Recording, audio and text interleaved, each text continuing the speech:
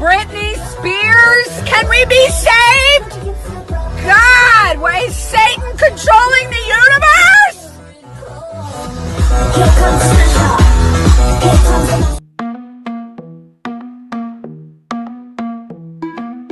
The world we used to think we knew is constantly exposing woo.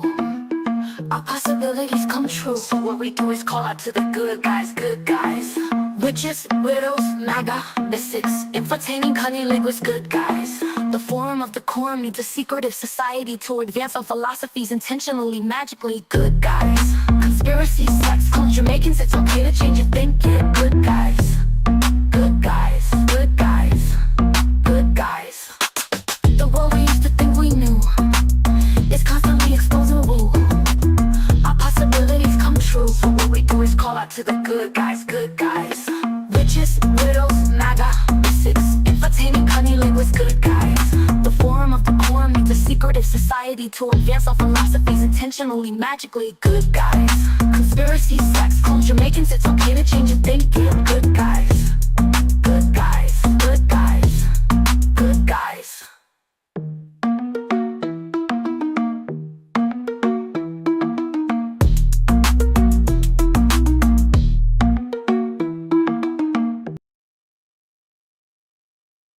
Big up yourselves. Brap, brap, brap, brap.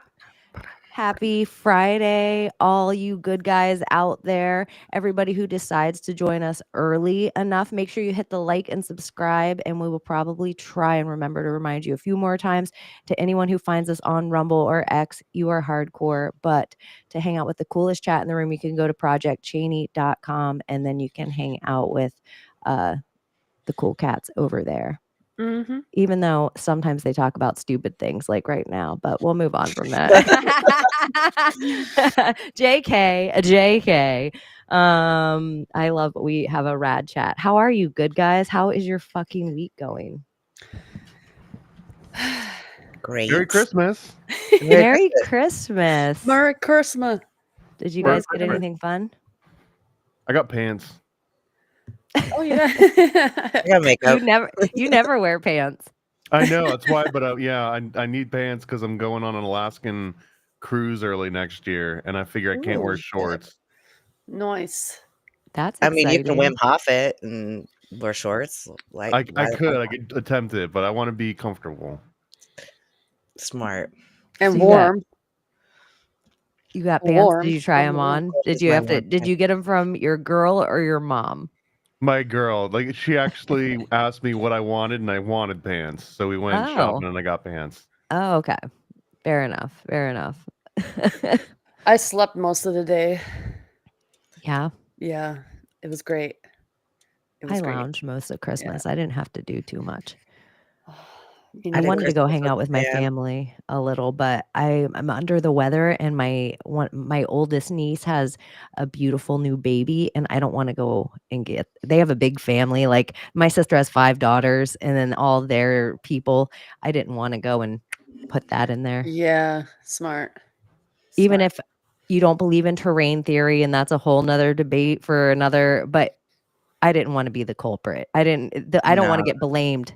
Okay, there's a baby around. Absolutely. And we just did gifts, and then all my family went to my former in-laws, and so I sat at home and I cried, and not because I was like sad about them leaving. It was like my last Christmas in my house because my house is sold, papers are done, like it's like just waiting till it closes, and Beautiful. yeah. But I signed my lease, so I'm excited too. 2025 is going to be a great year. You feeling it? That's your prediction so far? Yeah, because everyone's so like, "Oh my too. God, doom and gloom." I'm like, nah, it's gonna be a great year. I don't know what you're talking about. What you talking about, Willis? My gosh, could we have more doom? What are they going to give us, a black plague? Like what could they possibly do? Were they going to alien invade us? That's dangerous to start playing that game of like, how bad could it get? Yeah, I know. But How I mean, good can it get? Let's play that game.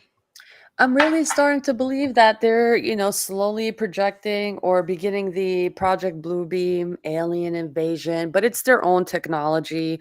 It's the government. They've had it for years, Germans and alien technology and all of that, Antarctica.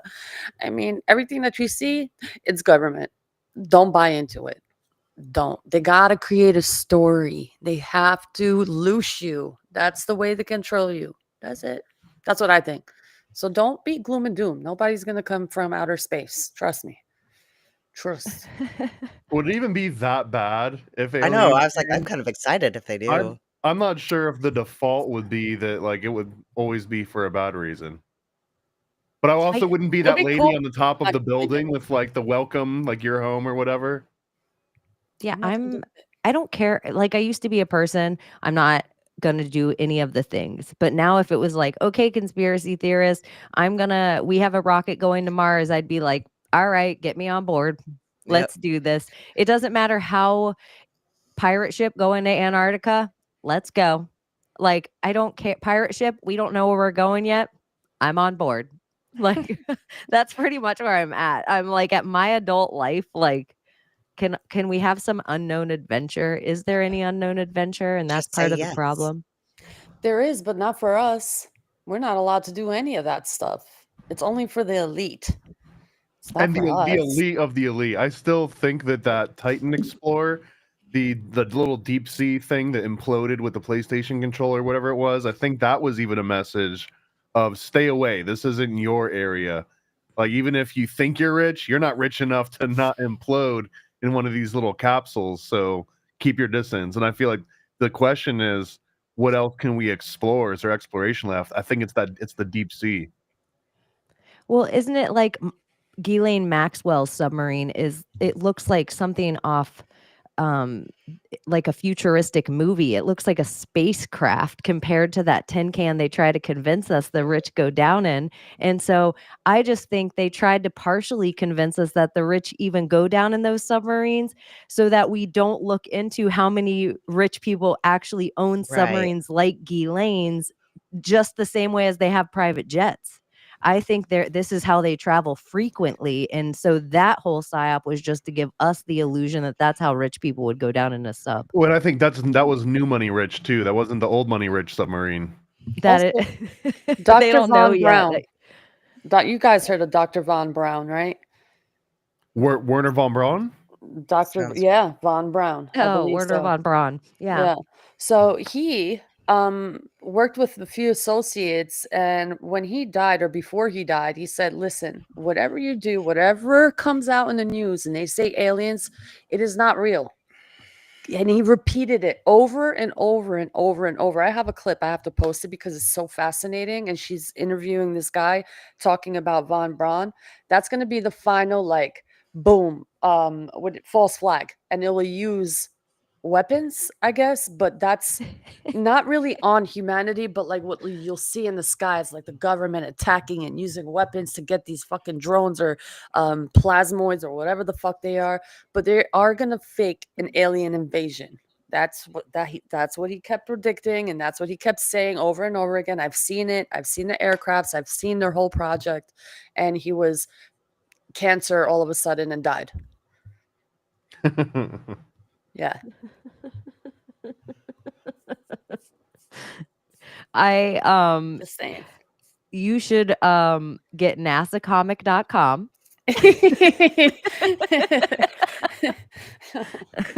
Thomas doesn't even know where to begin. This is faking game.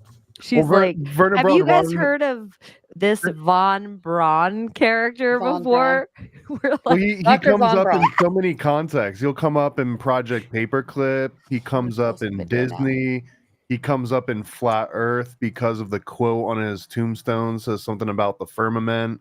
There's also a really interesting song. Some guy named Tom, I can't remember his last name, and the premise of the song is that Werner von Braun cares about putting rockets up in the sky. He doesn't really care where they come down, and that's the whole premise of it. I'm gonna post a video for y'all to see, whoever wants to see it. Not now, whenever you guys want. Not here, but in the chat. Whoever wants to see it. Because half our audience leaves. Nah, Thanks, nah, stay Layla. here. Use your phones, God damn it. Don't fucking leave. Fuck it, I'm not gonna put. No, I'm gonna post it, but don't leave. Oh my goodness. You could just post it and then later anyone who follows Yeah. Layla, shut the fuck Another up. fun fact too, if you there's some photos of von Braun, but one of them I believe it has 2 different medals he was awarded by the Nazi Party. So he was actually, I think, honorary SS at some point, and then he also had their version of like a Medal of Freedom, or like he had like high honors, high ranking from the Nazis too. So he wasn't just some random scientist that was working in like the bottom of some basement somewhere. Yeah, he knew a lot about a lot. And he wrote that book that names Elon as the president of Mars, right? Yeah. Damn. People say that he could have had an affair with Mae Musk and that what also That's new to me. Oh, yeah, people say that he could have had an affair with Mae Musk because she was like a model back whenever, and that Elon could be his son. Love child. Yeah, like Cucky, like the same as like the Castro Trudeau thing. I'm interested. That actually sounds wild. Yeah, and I thought that also I think the Disney connections to Werner von Braun to me that is the biggest red flag at everything else that any flat earth thing, any of the science, any of the we can't find the telemetry data from the rocket missions from 1970, none of it is a bigger red flag to me than at the same time that you got space, you got Disney cartoons, and that is what the space we still know is nothing more than the Disney cartoon that was originally created. That's the biggest red flag to me about space. It's probably the reason I don't really believe in it is even the Pluto of it all, how we've always had this like, oh, is Pluto real? Is it not real? Is it real? Is it not real? And then Pluto the dog. And why is Pluto a dog? What's Goofy? Like that whole thing, it's still like it's even that is kind of a fuckery. And then I heard one that was like, oh, well, Goofy's a cow. And I'm like, stop yourself. I've never heard this conspiracy before. Then I looked into it, and apparently Goofy's girlfriend's a cow. So why wouldn't he be a cow? I'm like, my mind's blowing right now. Well, von Braun is a really good example too of how they shaped the immediate generation, right? Like during the end of World War II, as the Nazis are still going to Nuremberg and everything, during that exact same generation, kids watching the TV, the first ones to arguably grow up with the TV in the house even, and they're seeing this whitewashed version of von Braun as this sidekick. He hosted, he was almost like their Bill Nye, you know, he was kind of like the science guy that you would sit your kid down and learn about science and rockets and space from him, and he became like an endearing figure to the exact generation that's growing up as the children of these people that kind of saw von Braun as the bad guy. It's a weird, very deep psyop that also I don't feel like it would be able to happen the same way now, because there would be all sorts of online brigades and there would be sort of like social media to like cancel the dude, but that didn't exist. Whoever found themselves on TV, especially endorsed by Walt Disney, they get to become a household name. So it's a weird sort of like connection there for a lot of different rabbit hole reasons. And then it almost pushes him into the zeitgeist in this famous, like Neil Big Ass Tyson way that it's like whatever he says, we trust. And so because of him, then it's like all this rocket stuff, which is probably just weapons. It's like, how are we gonna they'll not just let us grow big, want to huge crack missiles. the highest ceiling, like Hillary said. Isn't that the whole glass purpose? ceiling, I always just heard about like women in the workplace. Is that it? I don't know. Sometimes I'm like the stretch of things that have nothing to do with other things. Like she was legitimately talking about like glass ceilings. And it's like maybe if you never heard that before, you could attach it to firmament. But if you've been in the workplace or a woman like who's been educated by the system, it's like put a crack in the highest glass ceiling. What? But they didn't penetrate it all the way. They put a crack in it. Maybe that's what's going on. Maybe they're trying to like puncture it. Cause another great flood. I'd like Maybe. to send Hillary Clinton on the other side of the firmament. So would I. First class. I don't think she's around anymore. I won't I ask just dead. questions. Hitlery. And Chelsea Hubble, right? She's no longer in line. It seems, if anything, the Biden dynasty's got stronger legs to it than the Clinton dynasty. The what dynasty? Clinton, there's Clinton, there's Biden, and now there's Trump. Those are the dynasties. I don't know Yeah. what happened to the Bush dynasty. I was gonna I'm say not sure if we're Bush. gonna see that. They'll probably pop up again. Yeah, but Maybe well, Jenna McCain, Bush, she right? like all of the Bushes, because I feel like they do this thing where they're like political for this period of time until their name gets a little dirty, and then they go Hollywood for a period of time, and then they come back and they're political, and then they go Hollywood. And so the Bushes are in their phase of Jenna and being like, she'll become like the new Kathy Lee or the new Hoda. She's in that phase of working that morning talk show circuit. So that's an interesting political stronghold if you can have morning news and everybody loves you. How long until we have a Real Housewives of like presidents? You know what I I mean? think there Like, is one of DC. not just DC though. I mean like actual presidents within our lifetimes. Or like congresswomen or like Congress's first wives. Or Real House husbands. We don't want to exclude The anyone. dual citizenship of it all, you know? Shout out Michael. Shout Oh, out First Michael. Housewives. If you know what you know. Do you guys ever play with conspiracies in your head in a way like even that big dick energy when Big Mike's dancing on stage with Ellen? I believe for real that her mic pack fell and that's what's hitting the front of her pants. Do you guys ever like just, I don't know. There's other stuff like, damn, that's a big bitch. Like that's just a big woman in general, like next to anybody else. But that I don't think is her dick hitting her pants. I think it's a dangerous mentality to put yourself into. It's that same concept where you learn a new word and all of a sudden you start hearing that word all over the place, right?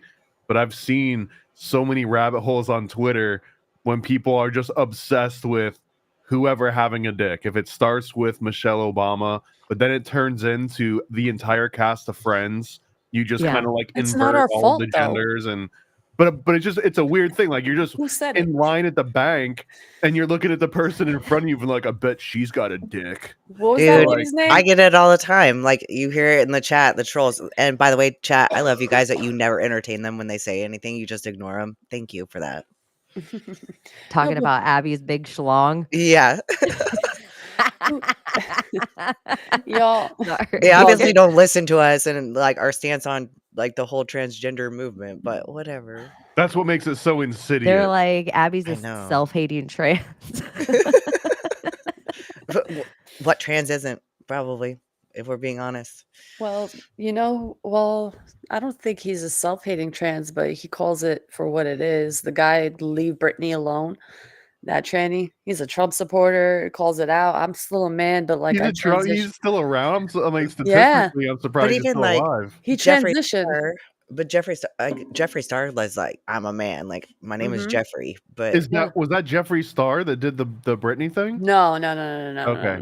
No. That's two I'm just different saying. characters. But that guy, leave Britney alone. I forgot what his name. He's transitioned, has a girl name now, and like is a Trump supporter, and talks shit. Like you got to see like his comedy, and when the transgender community comes after him, it's like I don't give a shit what you have to say, and goes off, but in the smartest, wittiest way. I kind of like that tranny. I love him actually. He's awesome. I don't know I if you're support allowed- that tranny because he's, not I a was like, the first time, the second time, we're definitely gonna get a strike for how many times you're saying that in a row. oh my god, fuck! I love him though. Honestly, that should be its Not own a segment. Just like the like you're on notice. Now it's like I like that. Yeah. Yeah, but he's not a pervert though. Like he's still against like kids with grooming, and like he's like a good, he's an adult. He that's can do whatever he important. wants. Yeah, absolutely. He believes fucking in love like that not going into tranny. the Can we woman's talk? bathroom. No, trannies are okay. Just don't be a pervert. Oh my god. That'll stop be saying that it. is totally a new segment. Saying it. Here comes Layla's segment. I love that tranny. Yeah. There's a few of them out there who are pretty awesome. Not gonna front. They respect women. And I love that. Oh my gosh, it's so funny. Like favorite tranny of the week. What's his name? Like now this I'm going like, on we're in Wednesday trouble night? for it. You could actually do that because they're like dropping all the time, right? And like people can like come back out and be like, "Oh, look, you know, like whatever. LeBron James just came out. He's Kara the new one." Cunningham. That's his name now. He transitioned to Kara Cunningham. You are Choked the on me. transgender of the week. We love you. I love you, actually. I'll speak for myself. You are this week's tranny, and we'll have like a Cheers. tranny in the car, like Yeah. Brum, brum, brum, brum, brum, brum. yeah, Somebody with a wrench. yeah, yeah. Layla's Yeah, tranny, Turkish and it'll coffee. be called Yum. Layla's tranny of the week, and it'll just Mhm. be a segment too that she can make a little award and tag them on X Yeah. and why write the a whole fuck not? write up of like, here's what they're doing good in the Mhm. community.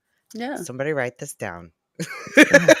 It's a nice little segment. Why not? We can make it happen. Layla's tranny of the week. Tranny of the week. Little jingle. Oh. I like this. I think we're brainstorming here. I know this I is like just a it. brainstorm. It's fine. It's Yeah. fine. I don't hate humans as a whole. Just don't be a pervert. I hate perverts. The period. Period. You're on Pervert. perverts. You're on notice. Perverts. Yeah, perverts. Y'all notice. Like I mean, like like kids. Like if you're perverted towards kids and women who don't want it, you're a pervert. No means no. Yeah. And children are On children. fucking that means notice. no. I love it. I And know. yeah. Yeah, adults can do whatever adults they're up to. Sometimes I'm just like, oh, I think sometimes when I look around at the things going on, the shenanigans, I think that it was best that like my grandparents died when they did. Right? I've had that thought a couple times. I just wonder, like, what was going on in my grandpa's head in like the last days as he saw everything coming. He's still trying to figure out what like an Alexa is and like how to pair Bluetooth and stuff. It was a little like he stayed up. He was sharp as a tack, but I always wanted to know his like actual opinion on all the weird new stuff coming out. And this is way before how weird it got in the last 10 years. Like it would have been so rad to sit down. Like could be a whole segment for real, where we sit down a couple of 80-year-olds and then we show them like, what do you think of this Paint the Town Red video? What do you think of this? Just stuff going on. What do you think of this outfit at the Met Gala? What do you think Y'all. of like? And then we film it. I got asked out by a 91-year-old man today at the gym. Like, and I've talked to him before, but I mean, like, Does he have a tranny fetish? Yeah, Just kidding. what kind of No, he just thinks I'm Just hot. kidding. He was like, you're beautiful. like he's rich too, and he goes, like, he just kind of started to hit on me and everything, and I was like, I was gonna okay. ask that question. And then Is I he started rich? working out, and then he goes, I gotta tell you something. I was like, okay, and he goes, I bought a car, and I was like, oh, you replaced your truck because he's got a really nice truck, and he goes, oh no, I still drive my truck. The car is parked in my garage. I don't even drive it. I was like, oh yeah, well, what'd you get? And he goes, a red Camaro. And I was like, flexing? oh, nice. And he goes, yeah, I haven't told anyone about it. He's like, not even my son. He goes, I can take you for a drive sometime, and then we can go get Mexican food. Do you like Mexican? I was like, this is like Anna Nicole shit.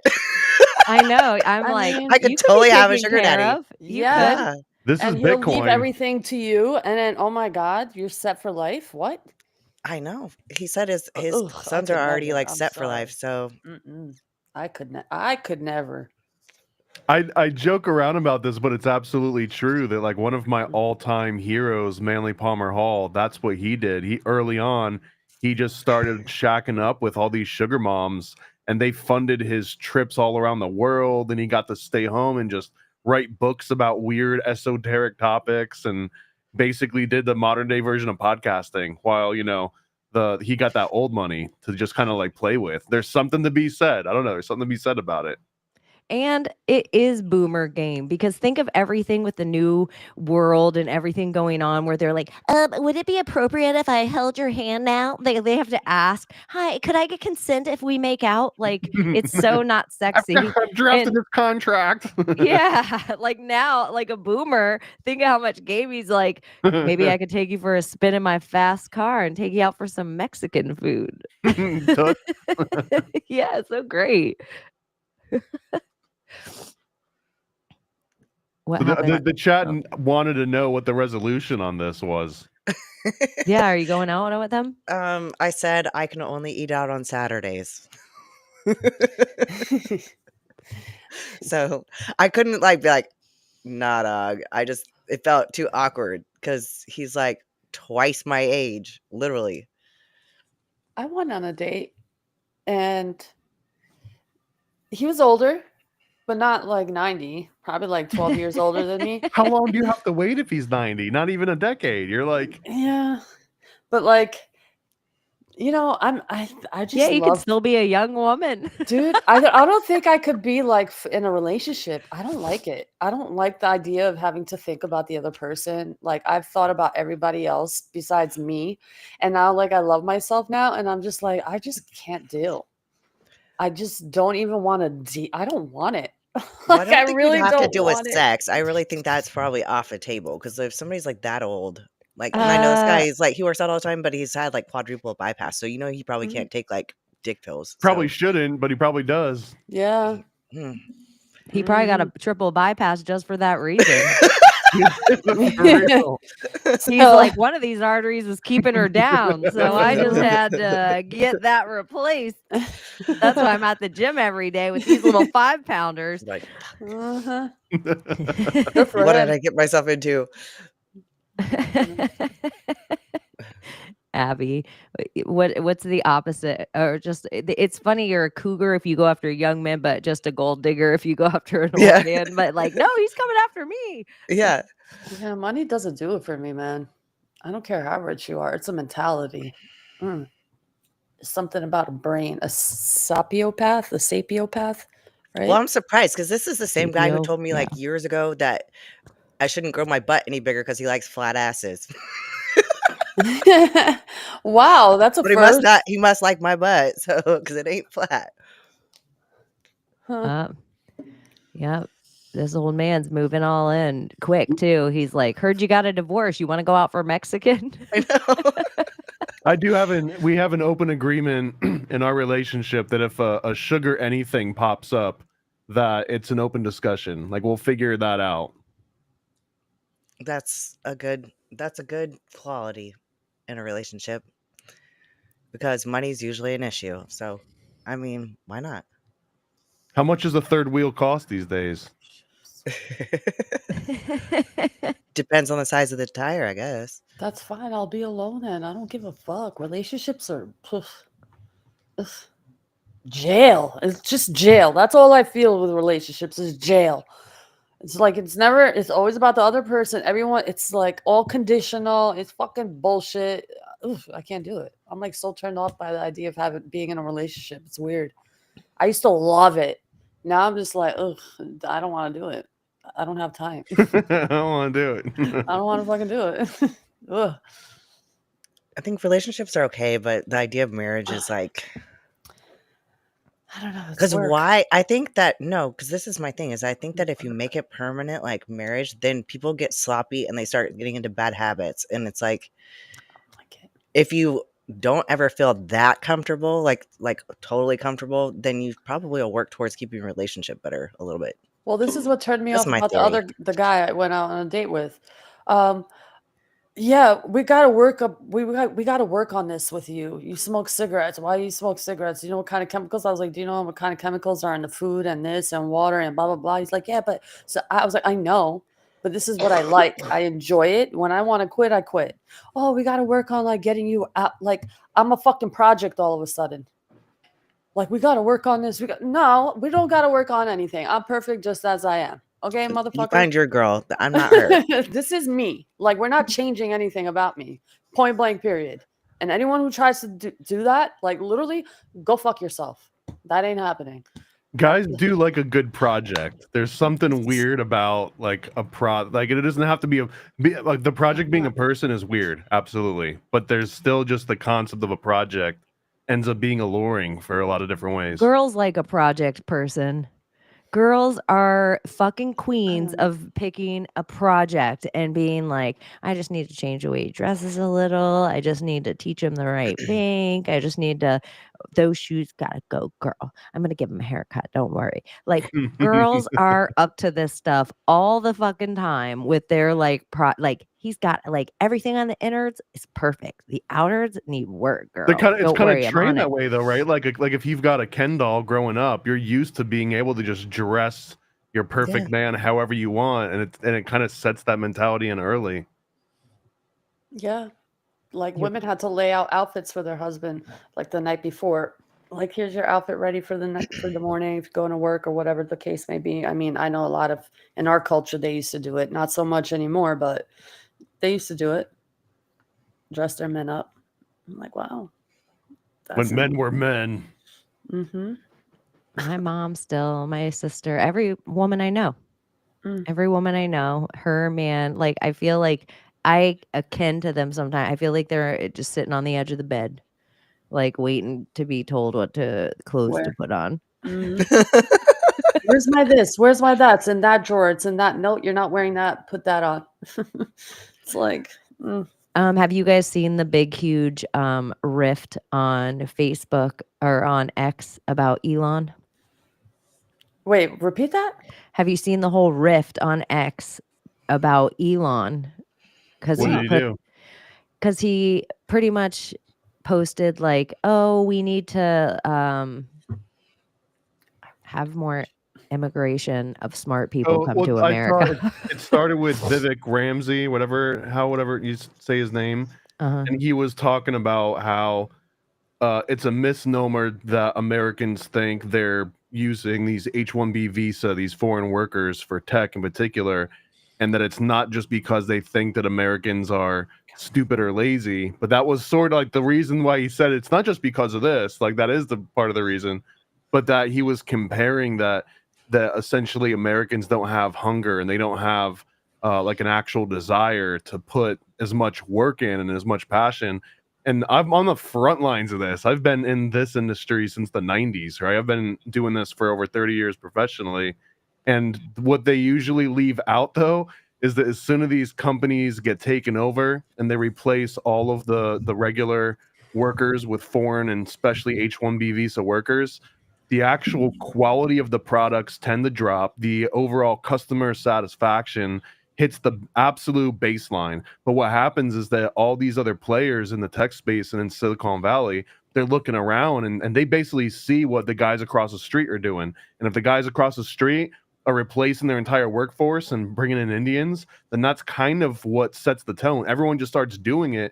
And you can see this because all of a sudden it'll start to falter a little bit, and then just massive, just companies are just shedding people, and it's weird. They all just pay so close attention to what everyone's doing because no one wants to be left behind in some big new innovative wave. But this is one of those things that I can absolutely like. This is globalism in action. This is saying it doesn't even matter if you're in the United States anymore because we're in such a global environment. We can just ship people in and out from anywhere. We can have them work remote. We can do. And I think that it's going to almost be this very short transition where we're all going to be angry at each other, and then AI is going to come in the back door, and it's going to be sold as, hey, do you not want to hear your employees bitching about who's getting outsourced or retraining, whatever? Here's something that's not going to complain. So I feel like we're in a tiny little blip in history where people are actually having this debate because the debate's going to be over once AI can replace all this. Like any single job that someone can bring in, someone from another country that barely speaks the language, that doesn't have the same cultural understandings, the same morality ethic, if you can replace your entire workforce with that, then that seems like a good litmus test to, can I replace everyone? Can I replace all the humans in this workforce? I mean, that's where we're headed. Because It's I gonna mean, hap a computer is not going to stop working; they'll work 24 hours. Yeah, So if that nonstop. becomes the debate, if the debate's like, oh well, they're only willing to wake 8 hours, and these guys will work 10 hours or 12 hours. I mean, you can only get up to what 24 hours, but how long do any jobs realistically? I had a job recently, the last one that I ended up leaving, went through this exact same process, and the new CEO coming in from India, he specifically was talking about in his glory days, he came from old money. Like his dad gave him money to buy a company. So he acted like he was this hotshot. He was like, oh, we used to work 18-hour days. And he would drop that in meetings all the time, almost as if it was telling everyone like, hey, if you're not willing to work 18-hour days, then what are you This even will. doing here? So, I Yeah. mean, how sustainable is that though? Like, it would drive anybody down into just a puddle of mush. The only thing I see happening with that is like everyone becomes their own entertainment in their own currency with whatever we're doing. And Chaney's brought it up too. So it's like if AI is going to be the new thing and robots the new thing and all of this being the new thing, it'll give us time, but then we're going to use ourselves as a currency to create content, which I see everyone as being like their own TV show. Who do I tune in today? Like everyone's going to be on their phone. So that's what I see. Like entertainment will be us, and we'll have like pretty much nothing to do but create entertainment. So the more entertainment you create, the more time you spend on your phone like a fucking psychopath, the more money you make and the better in lifestyle you have. So It's a little optimistic because I think that the future of creating, it's going to be more like curating. It's going to be more like you sifting through all sorts of AI generated whatever, and then picking out the ones that are half decent. And then like if you follow Layla, then Layla's got good taste and she'll pick out all the good stuff. I think that's going to be the next iteration versus people just sitting and making their own content all the time. Huh. I don't think there's the competition. There's obviously it's going to be like boutique, right? Some people go and they get like boutique salts or soaps or whatever, like little handmade trinkets and stuff. But most people don't live their entire lives off of that boutique sort of mentality. Like that's a special little treat once in a while. So I feel like the human made stuff will be those special little treats. But overall, everyone's just going to be like jumping on playlists and just figuring out tastemakers. I kind of feel like they're going to use us as humans as a monopoly. Like we're going to be making these big corporations of these AI companies so much money using their technology and us creating content. It's like they're still using us, the slave system, to create so much motherfucking money because of us using their technology that's it. Like I don't know how else to explain it. It's basically that. We're the currency. We're going to be using their shit to create whatever that is, and it's going to cost money.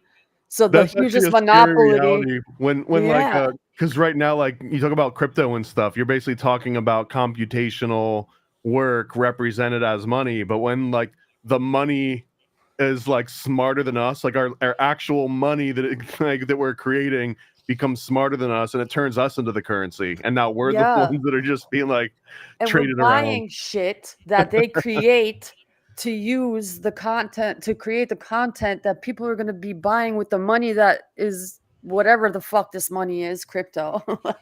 It's just like a circulation, but they're always going to get a percentage no matter what we use, whatever click we pick, whatever skin we choose, whatever color, whatever. It's all going to cost money, and a percentage is always going to go to them no matter what the transaction. There's going to be a percentage taken out of that transaction slippage, the gas. It's wild.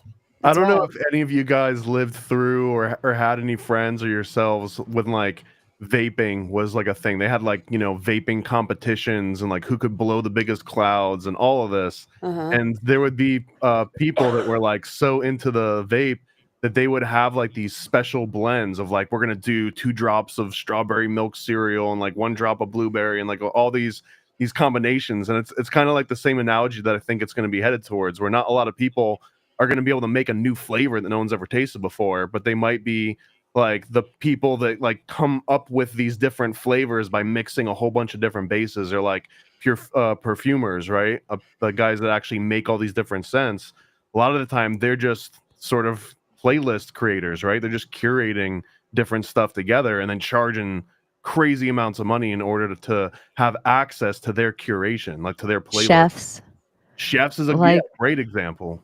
I do see how what you're saying with curation is such a thing, because even the market of YouTube, how big, if you looked at the numbers to podcasts who actually are just commentating on podcasts now, the commentating podcasts are bigger than the original podcasts. Like, they're getting comparable numbers now, and they just go and they curate all the dumbest moments out of all your favorite podcasts. But that's kind of, most of the podcasts started out because they're just saying, here are all your dumbest moments out of Washington, Remember, like, or here are all your dumbest moments out of DC. Yeah, That's it's kinda like, what Talk Soup was, right? yeah, it's fractaling. It's like going backwards. So it's like, and then you'll be talking about the place, talking about the commentating, and that you'll be commentating on the commentating. So eventually you're not creating anymore. You're just like, let me just pull these TikTok videos, and my account can be just as big as any of those original accounts by just curating the perfect TikTok videos on my account. Everybody follows you and they're like, oh, she curates good, she pulls good shit. I don't even have to go to TikTok. I could just go to her page. She's going to pull like the algorithm I want anyway. So And I don't think there's anything necessarily wrong with that. I think that it just seems like that's the future that we're headed towards. Well, it's like people are like, oh my gosh, nobody's watching football, baseball, whatever the sport is. Well, no one's playing those sports anymore. Like, there's so many kids now coming up with esports or all these other fragmented off other sports that isn't necessarily the thing. So why would people watch something they never played in school or don't know anything about or never cared about, or their parent didn't watch it? They never sat with their parent and had this nostalgic thing tied in anymore. Now that's Call of Duty.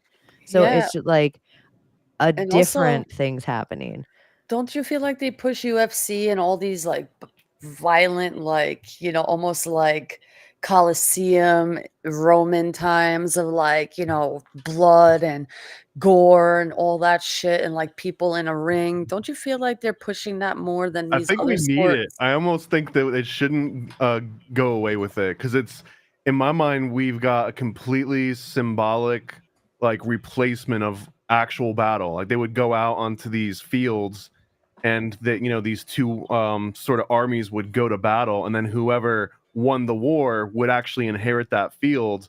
And originally, that there was this belief that all of the iron in the blood and all the nutrients from just the blood and the gore would nourish the soil, so that if you planted your crops on the literal battlefield, now all of a sudden, not only are you like eating, you know, all of your fallen soldiers and all of their fallen soldiers and inheriting their sort of like power, but you're also actually inheriting this like fertile soil, so that the more battles that happen, the more fertile that soil becomes. And we don't really have that exact same like reality now, except for that if you look at how much time and money they spend in perfecting the grass and making sure that, you know, this soil that they're going to be playing on top of is, I mean, they probably spend more to make sure that that grass is nice and clean than most people would need to like live for 10 years. You know what I mean? Like, they actually have so much money dedicated to making it absolutely pristine. So I think that it's a direct example. And if you lose that, if you lose the symbolic version, then eventually it has to actually be replaced with real war at some point. Like, you can't just get rid of it entirely.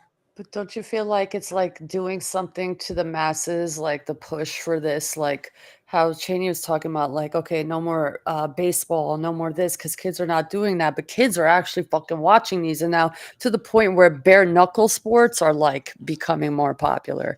I'm just like, is this some kind of like spell in a sense of like desensitizing us into like maybe a reality of like people just getting beat up like that is just fucking okay? Well, a lot of it too is actual skill. They're not just like two drunk bar guys going in Yeah. to a thing. It's an actual skill and a Yeah. training. It's having discipline, and it would have been the same thing as if we, like Thomas was saying, you take this warrior from this part of the world, and you get to take this other warrior from this whole other part of the world, and instead of their people having to fight or die, we can still send the representation of that and just have known. But it has to take skill. You want your best to go, and But so I it's also like the nationalist aspect of that too, or where because right now a lot of sports it's a little bit weird just because the guy that like your team, let's say you're on completely different coasts, right?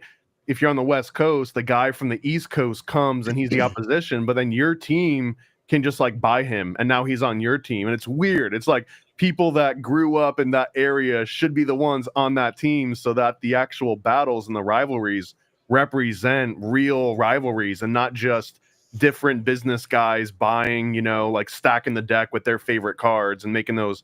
It's like it's fantasy football, right? But if it was like the people from Chicago are literally going to be battling the people from Dallas or something, like now all of a sudden there's so much more invested in that because even if it doesn't make sense, you're almost linking like all the people in their area to like here's the best that your city's got to offer, and you lose, your city sucks. I don't know. There's something there that I think that we've lost over time that eventually we should get back, or it needs to be replaced by something. Kind of, That's but why I like, used to go to all the OU football games, and that's what I noticed is that like the biggest rivalry is OU and Texas. It's not OU and OSU like everybody thinks, and because OSU is just not on the level. But almost every player on the OU team is from Texas.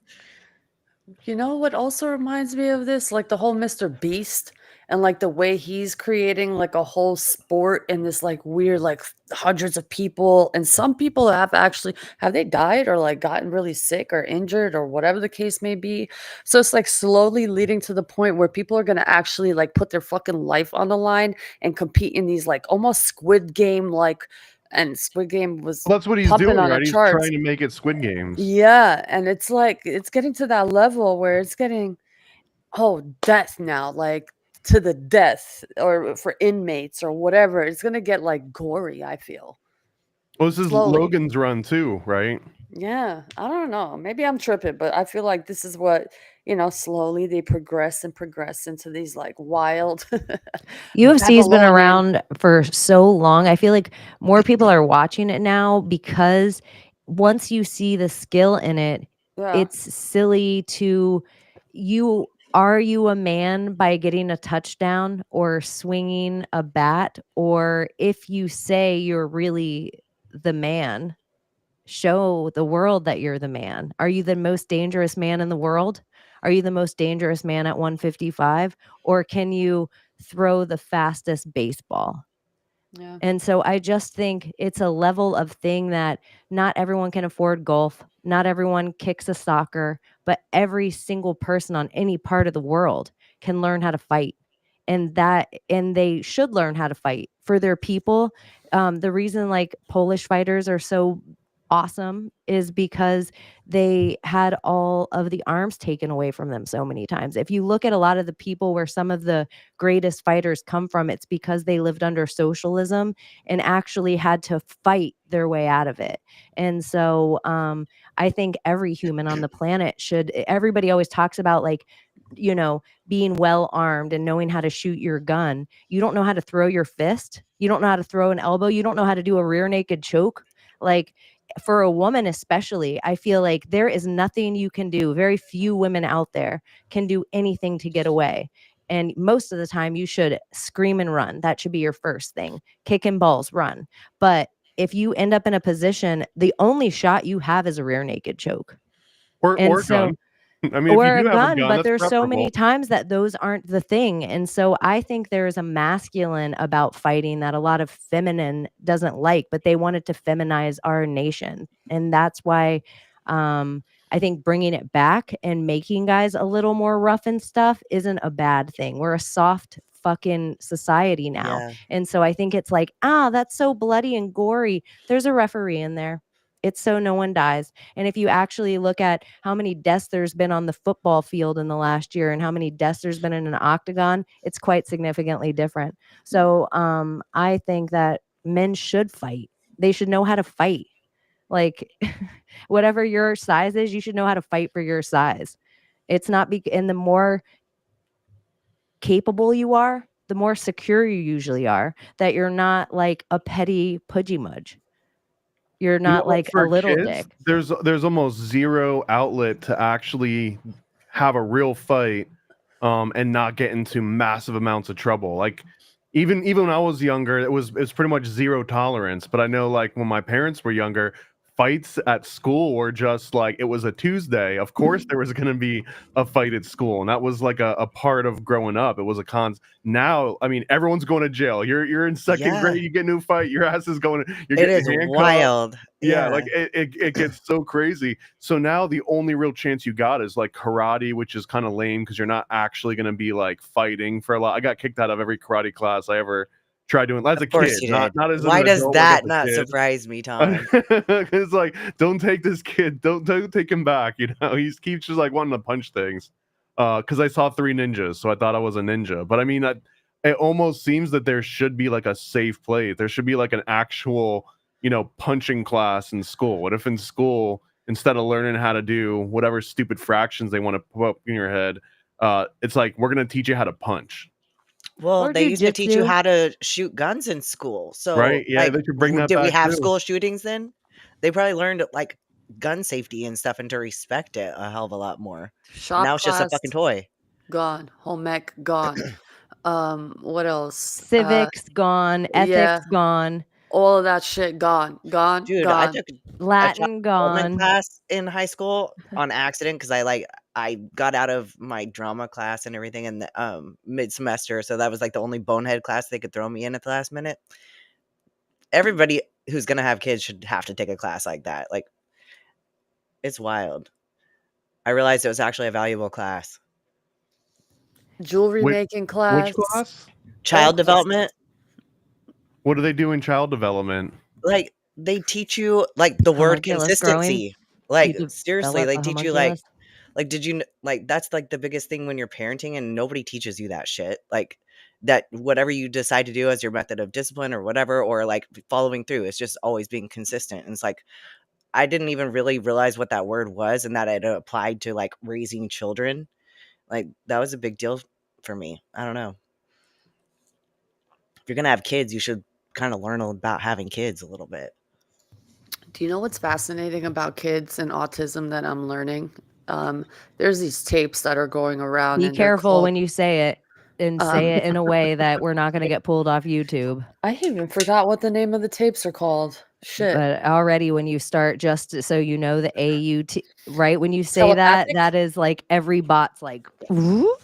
Telepathic. Okay. It's The about like puzzle kids. these types of kids that I just talked about. Uh-huh. They're telepathic. So not all of them, but it's a certain spectrum of There them goes that the are YouTube. like It's gone. You just called autism kids You're not allowed magic. to call Never them mind. telepathic. You're not allowed to call. That's going to be medical. I didn't say Allegedly. I'm just Not kidding, medical. I'm just We're just kidding. teasing. I didn't say it, I swear. So apparently the spectrum, I guess, of the I didn't know if you were what's- going to bring up Fauci in the next breath, so I was like, let's just. Okay, so go on. Sorry. apparently the spectrum of children who are in this certain telepathic view are the ones who can't really speak. They have a really hard time speaking. So this parent who is doing this study, their child was in the other room, and their mother would think of, let's say, a house, or let's say a number, or a word, or whatever the case may be. 95% of the time, the child guessed exactly what the mother was thinking. So they're doing a study now and understanding, like, how is my child like reading my mind? Like 95% of what I'm thinking in my head, my child is in the other room writing down or typing on the screen what I'm thinking. And there's a video clip that I posted of these children that they've, I guess, are doing studies with. They asked about the P. Diddy situation and Biggie, and how P. Diddy, with a smirk on his face, wanted to plan it. Like, they spelt it out. Like, it's fucking crazy. You guys got to look into it. These children are very special. I think it's some sort of weird testing that's going on that we have no idea what the government is doing, but I feel like they're trying to create or unlock something or I don't know yet, but there's something very special about these children to be Well, able they to. sound like precogs, like Dude. Minority Report style, except they're instead of looking for crime, they're like, "Who killed Biggie?" Dude, I'm This telling is you, a good song by Real Rye or Die. Obese children make me cry.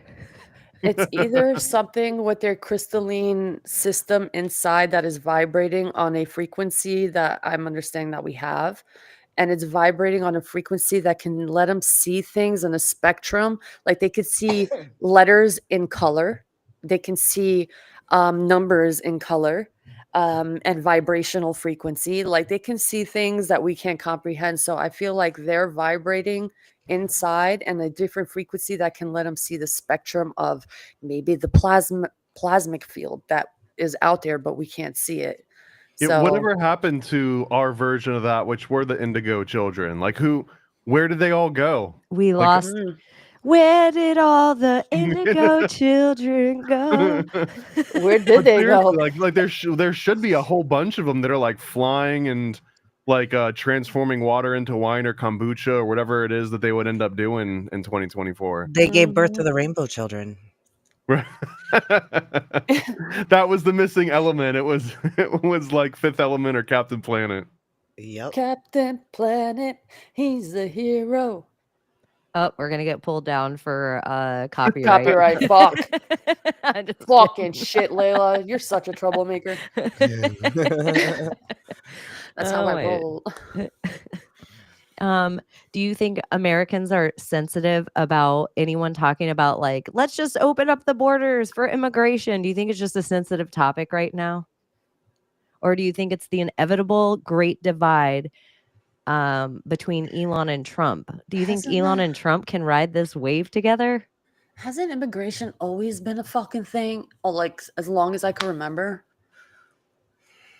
Yeah, This whole- there's a very specific moment in time, at least in America, because everyone always Mhm. points to the Statue of Liberty and bring me your poor, and like that we had this immigration, but that's not really how it worked. Because when there was massive immigration, there was not also welfare. The welfare and like the Ellis Island style immigration, those two things were completely independent of each other, and it's almost like two binary switches. Like one goes on, the other one has to go off. So now it's like, okay, immigration's here, but welfare is gone, or welfare's here and immigration's gone. But to have them both operating the exact same time, it just seems like an intentional bank run. Like it Yeah. seems like something that people that have money that extends beyond just financial capital, like these are the Soroses of the world that can just go and play Yes. with economies and destroy them. That's something at play here, but no one ever brings up that one particular dynamic, which seems like it's so true. everything. It's so true. That's what happened with Albania and Serbia, the whole Kosovo, the whole war. Who started it? Yes, Serbia, but whatever. Who funded it? 100%. I know in my gut. USA funded it. Russia funded it. Soros family funded it. They want a piece of whatever was going on there. As long as they have some kind of control in that area, they have their hands on it. So, yeah, that's what's happening here. Then what happened? Refugees. Refugees were sent by the hundreds of thousands here in America. Why? To displace Albanians, like always, like to displace populations to conquer. Boom. In America, Fort Knox, Fort this, Fort that. They were like piling them up. And I visit the camps in the bases.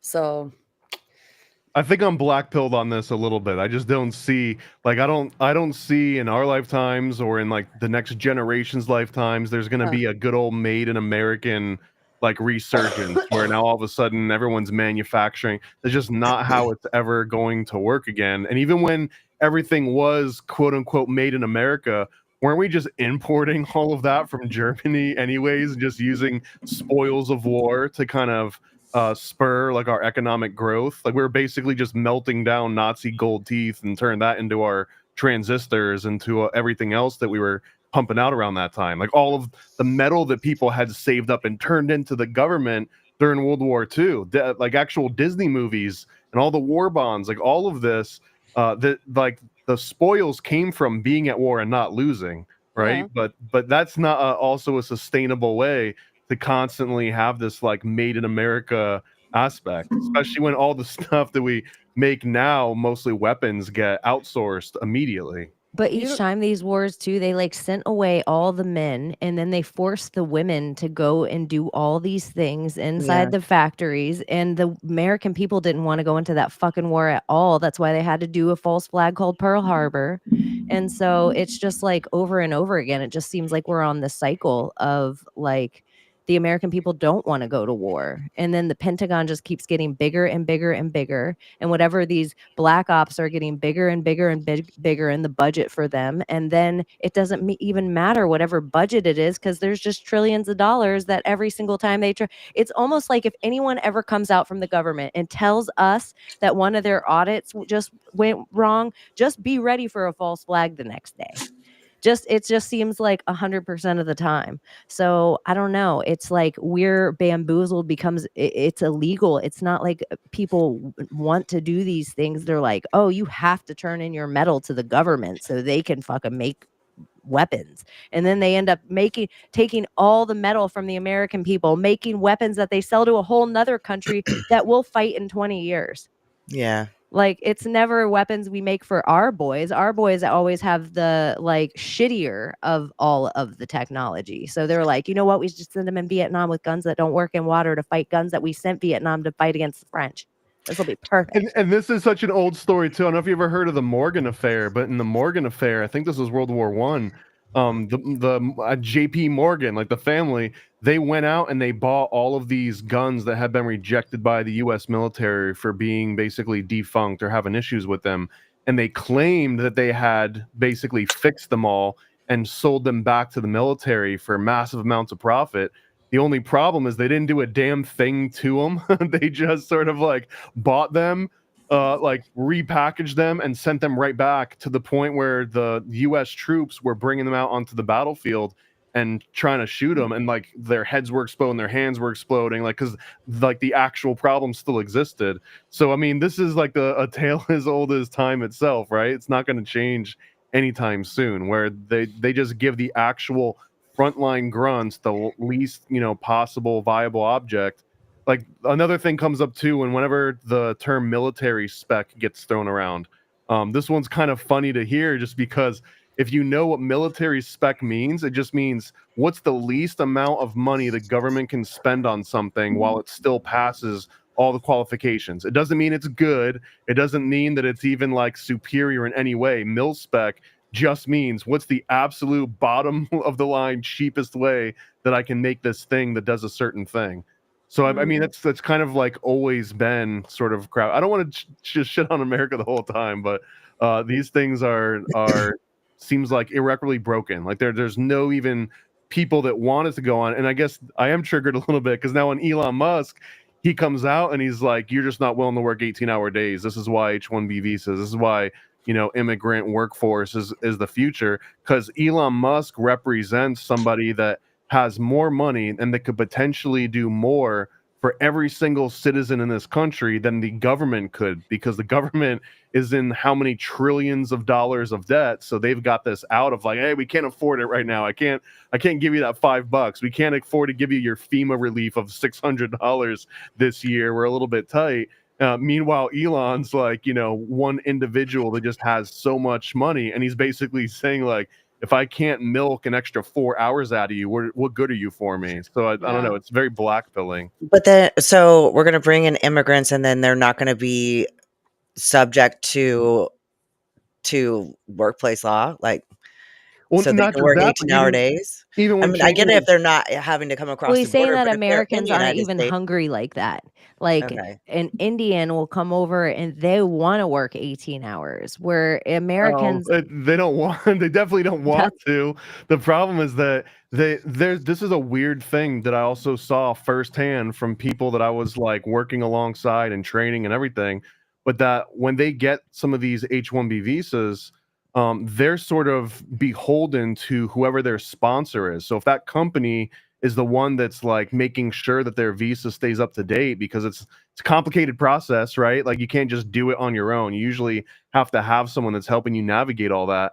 And what will happen is that a company will start playing this game of like, oh, you don't want to come in on Sunday?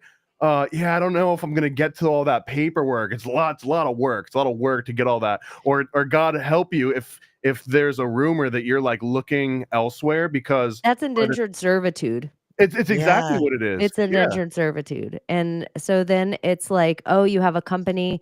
But then, you know, if I'm going to call a spade, Elon Musk has 10 children. I did not see him with one of them on Christmas Day. So is 18 hours a workday the thing that a man should be doing best for his family? I feel Or like it'll is make your kids hate you. That's part of it. yeah, and so then you brought around your one kid for a photo op and you do these things. So it's just like you got 10 kids in a Christmas tree and you're standing there called Ozempic Santa. You always seem to be around your mom, but you're not a family man. So you're not the same as an American man that I know. He's just trying to get as much video footage of him with his kids before they swap whatever gender they're going to end up being. So he's just like making sure he gets it all in now. I know before the mom, it's like he's not even allowed to be around them because one tweet on X. And it's also interesting that he God help me, I will change your son. he was the biggest user on X. And I see all these people, you know, because it's all like, oh, you can't say anything about Elon. I'll take your blue check. Go to my X account and put Elon in the top and see what I say about Elon.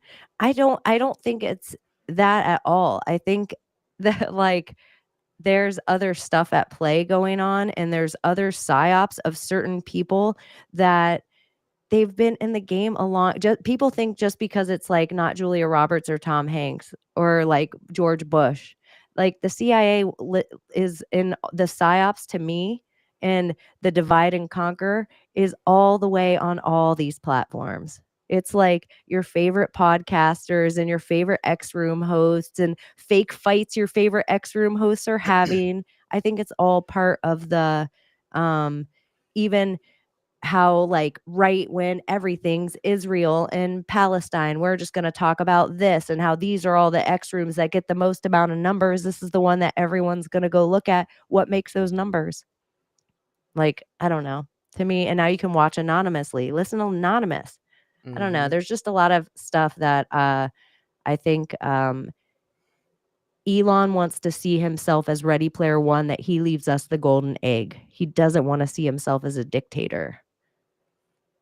He wants to see himself as a hero. And so when he posted that, and it's like when the internet flipped against him, because it's been really fun for him to play with MAGA. It's been really fun for him to be the hero and have all this like That's 75%. not make America great again, though. Or if it is, it's like a new version of America that he's defining in his new way. That's not really the same as make America great again. This is like make Elon's version. Or at this point, I almost feel like some of the stink is rubbing off on Trump too. That if Trump doesn't also come out and sort of like speak against this particular concept, but I almost feel like he wouldn't, because Donald Trump is also sort of like this rich globalist dude, you know? I don't really America first, yeah, but I also think that he would probably buy China if it meant that it would save a buck. Well, he did say that if Canada became the 51st state, he'd save 60% on their taxes. Yeah. Isn't that? I mean, I know it's a joke, but that's kind of the idea. It's the basically the premise of the H-1B visa. It's like, oh well, technically you are American while you're here, and you've got this particular card. You're basically a temporary American, so you're going to get all the benefits afforded to that, as and long as it's a you weird do what cheat your code. corporation daddy says. So Right. then it becomes a privatized thing that the private corporation decides who comes in over the legal form of immigration, or whatever form each state or government or country. Now the corporation can abide outside of that. What is the corporation? Is the corporation X the everything app? Is it SpaceX? Is it Tesla? Is it boring? Like, what is the corporation?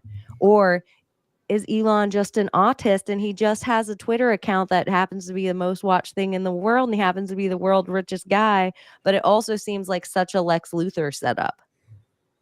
I feel like Elon's gonna pull. What's the guy's name? He was a YouTuber, like Nick Avocado, that would like do all these weird mukbang videos, and then all of a sudden it was like a video of him super skinny, and he was like gotcha. Like it was a weird thing. I feel like Elon's gonna do something like that, but he's gonna be like, I haven't done a single tweet in the last 4 years. It's all been AI. Like mic drop moment. I can't believe we haven't had this conversation. Like something about this exact thing. I'm like, I'm having such deja vu about this exact moment. Like, I'm Well- like, and then I say this here. Well, weird. apparently there's a conspiracy with that guy saying that he planned this because he knew he was going to get fat. So he made recordings of himself while he was skinny, knowing that in the future that he was going to put it out one day and like blow the internet up. Like that's how fucking crazy he is in his fucking creation of what he's been doing. But I don't know. Did he really lose weight? I don't know. But I mean, let's be honest. All he did was ate a bunch of Taco Bell in front of a camera. It wasn't like he was going and like climbing mountains and like wrestling alligators or something. The dude just went out and just got everything on the menu at Steak and Shake and recorded himself eating it. in a particular I should way do that too. post show because like your ghrelin, the hormone after a show, like is broken, so you never feel full. So like, yeah, I should do that. I should make videos after a show of you guys. You guys would be so grossed out watching me. Well, even the mukbang, you don't have. It's how you edit it. You don't have to eat the whole mukbang. It's just how sloppy. Yeah, some people but like. I'll eat it sloppy, but Oh I'm my just gosh, saying, we should do a you should see mukbang how on much the I show could one fucking night. eat it. I Yeah. would do it, and I'm good at mukbang. The way I make food look, oh my god, I should do mukbangs for. Wait, are there like rules to? I thought you literally just went Yes. and Yeah, got. you The way pile you food chew, on. You the have to way you fucking slurp. Do it squirt a bunch of sloppy. shit. So Yeah, would like a Nathan's hot dog contest be considered mukbang, or is there something missing? no, That it's would be like that. That You would would be want to like run it TNG, down your which is arms and shit, that right? nigga gay, nigga gay, so nigga it's gay. like having a silent room, and you're just eating like let's say lo mein, or let's say something crunchy like or whatever. You have to make it sound so good, or like let's say you're biting into like a cream filled donut. You got to make sure that the cream like kind of spills out and act like you can't get it, but like let it drip on the side, like you know. No, it you doesn't got- just have to be that too. well, they do could- it.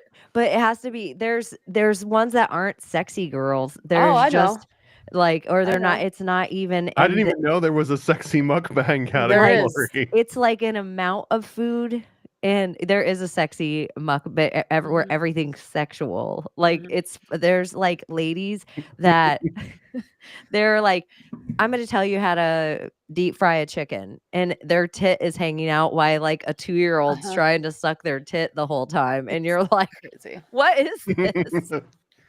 But it's like it's very ASMR, and they're like whispering before they eat sometimes. They Like do this- have a close microphone, and so you Yeah. hear everything, like all the sounds, and then they make a lot of It sounds like hell to me, actually. Like I mhm. can't.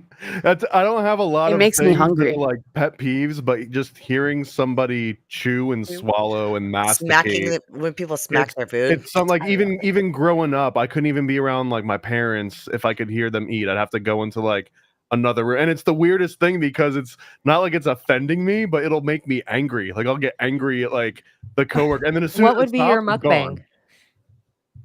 What would be if you made a be? mukbang bowl? Like, what would be in your mukbang that you decide to eat? Like for me, I'm doing like a crab lobster boil with corn on the cob and eggs, sausage, like all Oh, I mean, buttery. someone else is footing the bill. We're I'm going doing- Japanese barbecue. I'm doing noodles all day, lo mein. Just sushi. Just like would all you can eat sushi be a mukbang, or is Yes. this also? Yeah, you could totally Absolutely. mukbang it, Dumplings. and we Oh. just Well, there you sit here go. the whole time, and we just Crispy fucking chow dumplings. down, I could sell mukbang, and get crispy messy. Cover. We'll wear plastic raincoats. Mukbang sashimi, I'm chef's getting choice. hungry. What the fuck? I know. I was like, I need to go. We'll do eat it my last meal for really the quick. show after Abbie is allowed to eat her thing. But I'm not gonna pick one food. I want like everything. I'm gonna want pancakes and freaking. Oh my Everything, gosh, like, maybe we stuff just that have to doesn't go match. to an IHOP and then film There's that. just That's a things whole that don't nother match. ride. That's a whole nother journey. I recently went to one of these places. It was new to me, but like a little place that does sushi, but it's all automated. There's like no people. There's a chef there, but everything else is robots. And like the Weird. drink comes with a little robot, and like all of the food just comes on this little conveyor belt and you just grab. I know they're big in Japan already, or in like Korea or something. But it was I don't know, it was a new, interesting experience because literally no human action at all. Like you go in, you sit down at a table, like robots control everything, and then you just leave without ever interacting with another, except for the people that you show up with. So you ain't got a tip. Actually, no, I don't think you do have the tip. No. Yeah, you wouldn't have to tip a robot.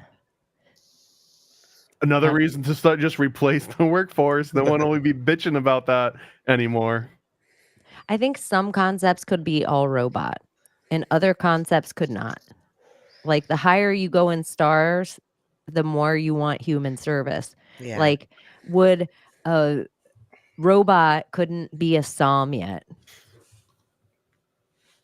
Like it just wouldn't know shit about wine and it wouldn't know how to pair wine. I don't know. I think it could. I think it absolutely could be like an amalgamation of every one of the best sommeliers on the planet, and then like combine all of their knowledge into one. I think it would be more of like if you didn't trust robots, or if or how are you going to smell it though? Some things are purely on the uncork in the moment.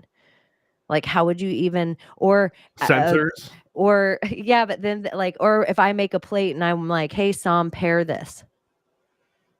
Like there's certain things analyzing. It's like, oh, you've got this kind of protein, you've got these kind of acids that would pair. Like, I don't know. I think that it would be a very real possibility. I don't even know. It would be like somebody would have to enter it all at a certain point, but they could be in Bangladesh somewhere and just like networking it over into the sommelier. Like you're paying top dollar for the best sommelier, but it's being run by an H-1B visa worker somewhere in like a dark closet.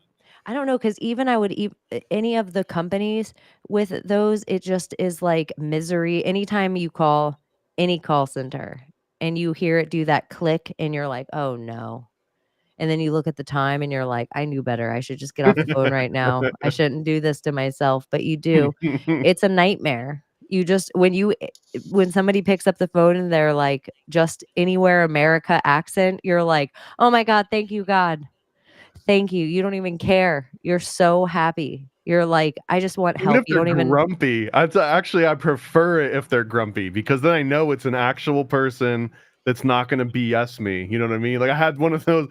We did this huge the Illuminati comic, and for the last 2 weeks, I've disappeared off the planet because I've just been sourcing the coins and the shirts and the VHS boxes and the stickers, and I had, out of all the people I've talked to, I had a call to get 400 of these like old VHS cassette tapes, and I called the manufacturer, and the lady was so irritated that I was even like calling her on the day after Christmas. It was just like, yeah, what do you want?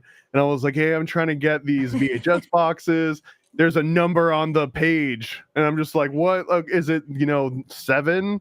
As I see a number, that's not it. Like, not trying to help me at all. Oh my God. Also, like, this is so much better than some auto, like press 6 if you want to have a blah blah blah. Like it just went right to this grumpy lady. So I don't know. There's something that I appreciated, like talking to that human being in that case. So maybe that's part. Maybe in the future, when you're rich, it's not about hiring the best sommelier. It's about going to like Dick's Last Resort and having someone like stick their finger in your Coke. Yeah, maybe that there is something like spit in your mouth a little bit right before you eat your taco. Or the gamble of, Ooh, am I gonna sexy. like this? Is this service gonna suck? Like sometimes I think you want the gamble of like, oh my gosh, this is the best thing I ever put in my mouth. Like I do. I appreciate the gamble sometimes. Well, that's because like the best taco shops and stuff in Southern California are like the scariest looking ones. Like if they look nice at all, then they're gonna have shit food. You want a roach to come out. You Like you want to absolutely do, and you will have the finest food you've ever had.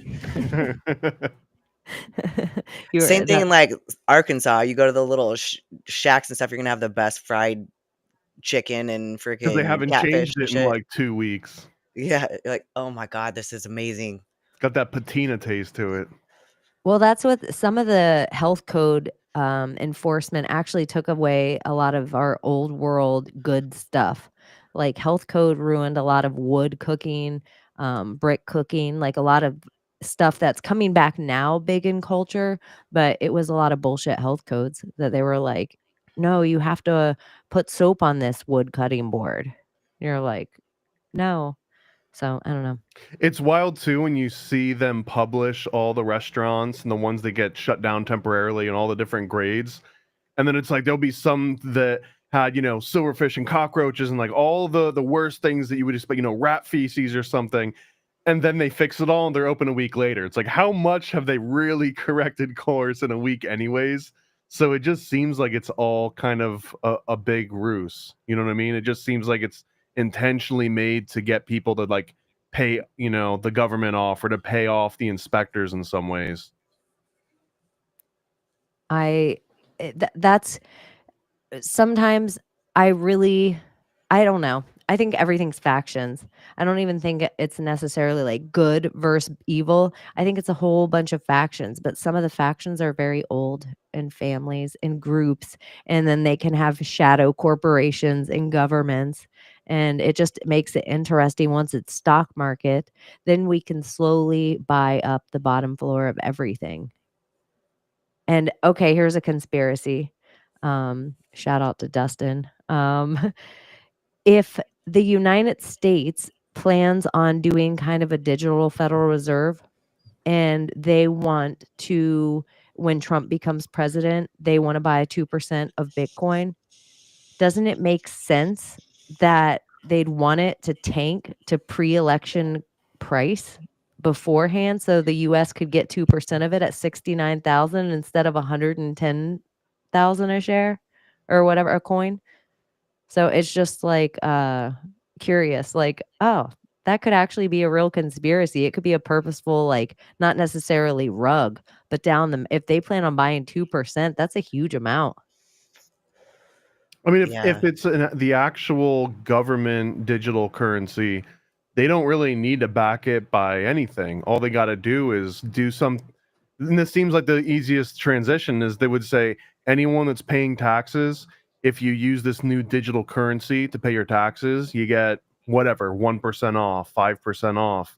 That would immediately give it value because most of the time, whenever a government issues money, if it's not backed by something tangible, then the only way they can give it value is by to force you to give it back to them. They spread it out into the world and they say, hey, now, Chaney, if you want to live another year without going to jail, you got to figure out a way to go and hunt down 500 of these little pieces of paper that we just spread.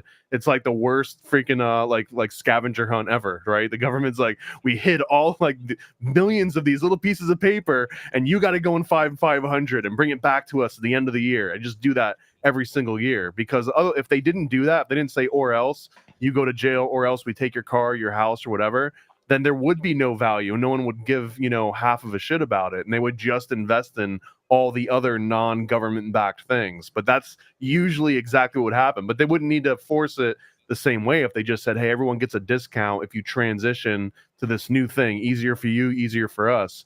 The same kind of thing where like companies will give you a discount if you go paperless or if you put them on auto pay.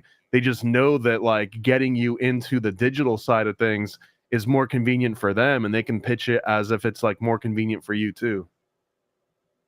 Yeah, I mean, because even if it's a fragment of a cent for gas or some kind of thing that you're pitching out money to someone, it's not a stamp and a piece of paper. Are you one and of our rewards members? Do you have your little card in order to get like the cheaper price and the higher price? It's all that sort of a game to just digitize. And I think that's the government just is so massive and it moves so slow that it hasn't really had to digitize itself yet. Everything is still so old world, old school. Even when I was in the military in the early 2000s, they were just barely starting to digitize all their records. There were so many records that I had to pull that I would literally have to go to like an archive room somewhere and like look through pieces of paper. You know what I mean? It was wild because, I had been already using the internet for a decade at that point. I was doing programming and like the world had advanced so far. And then to see that, we were using like old Rolodexes and like sliding filing cabinets and stuff, it's so wild. And the military is more nimble than the government at large. So the government is still so far behind. And it's not like if your government's all ran by a bunch of 80-year-olds, it's not like they're wanting to advance the technology. Right. Like, right. they're They not can't even remember trying to. their LastPass. Yeah. No, like, look at poor Hillary. She had a server in her bathroom because she didn't even know any better because she was just a poor old lady. She was just a poor old boomer with a server in her bathroom that went in real time directly to China. No one ever talks about that anymore.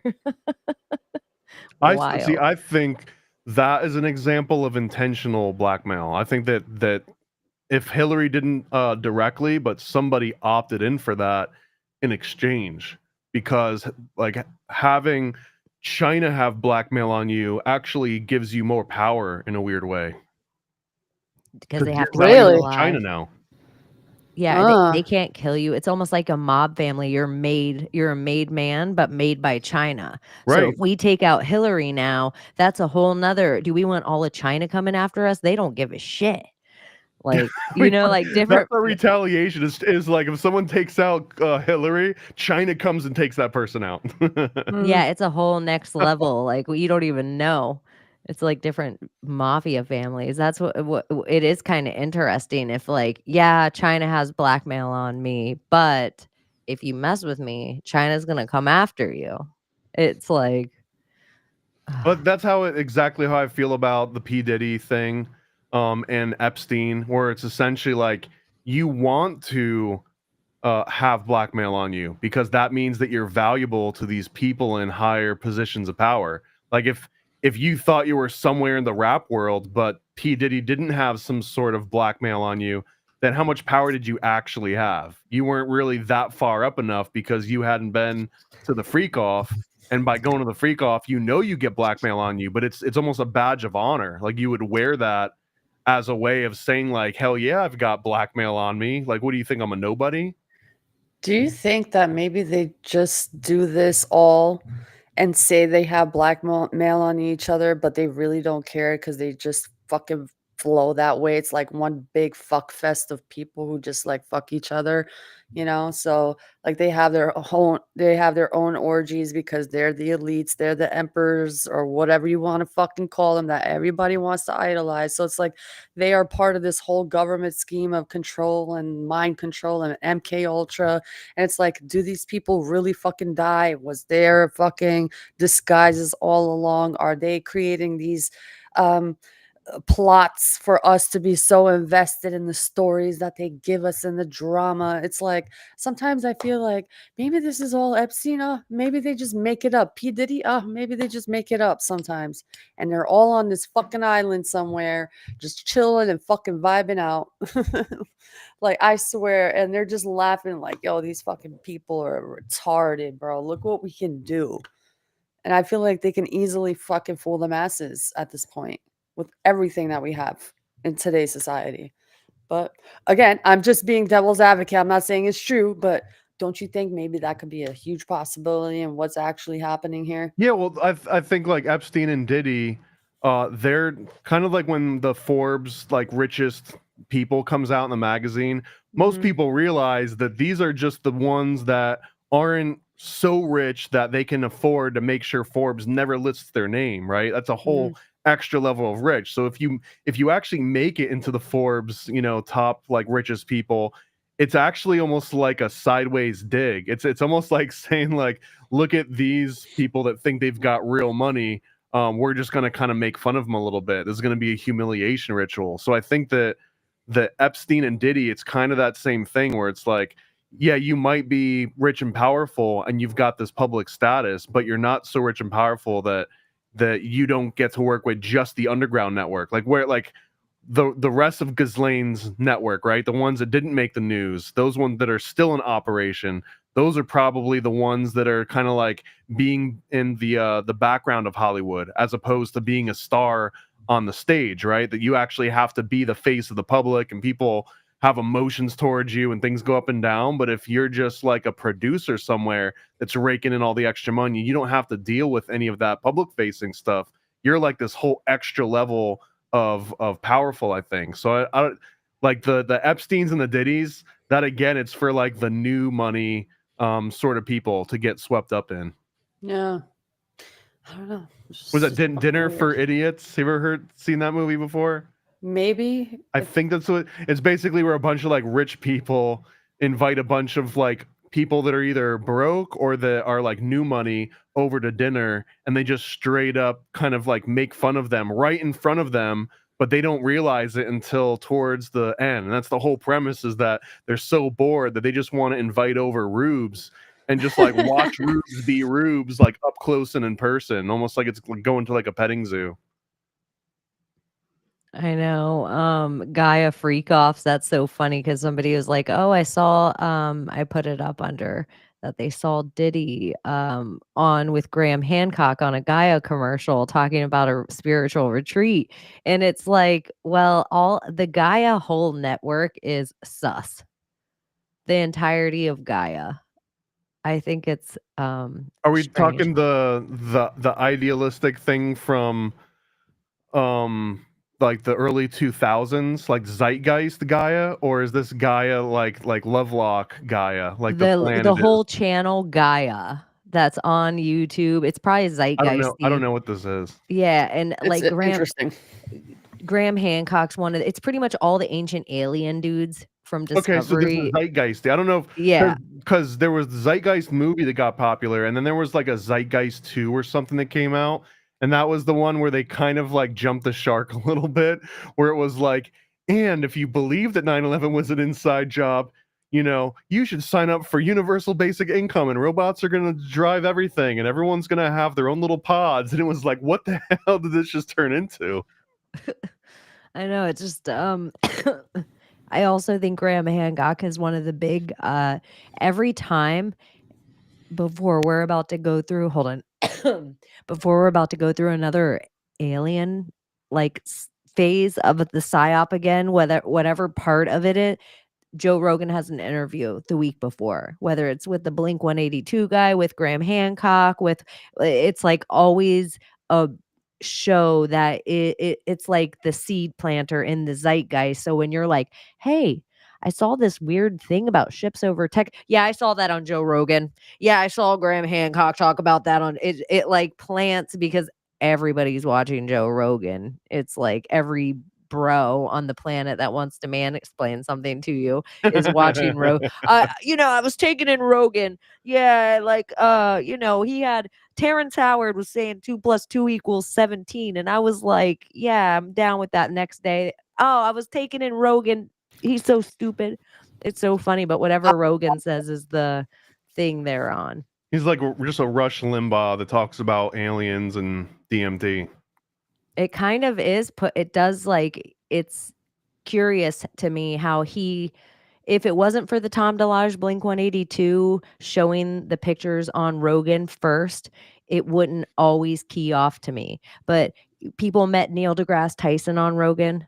Like Rogan really is the most famous person to put the fake moon launch into everybody's head and then backtrack on it. It's the view. Yeah, that's what I dudes. remember. That's kind of what it is. Yeah, and I think the Austin, Texas takeover, which is really just the Texas takeover of Elon, the coordinated takeover of that state specifically, it's just curious.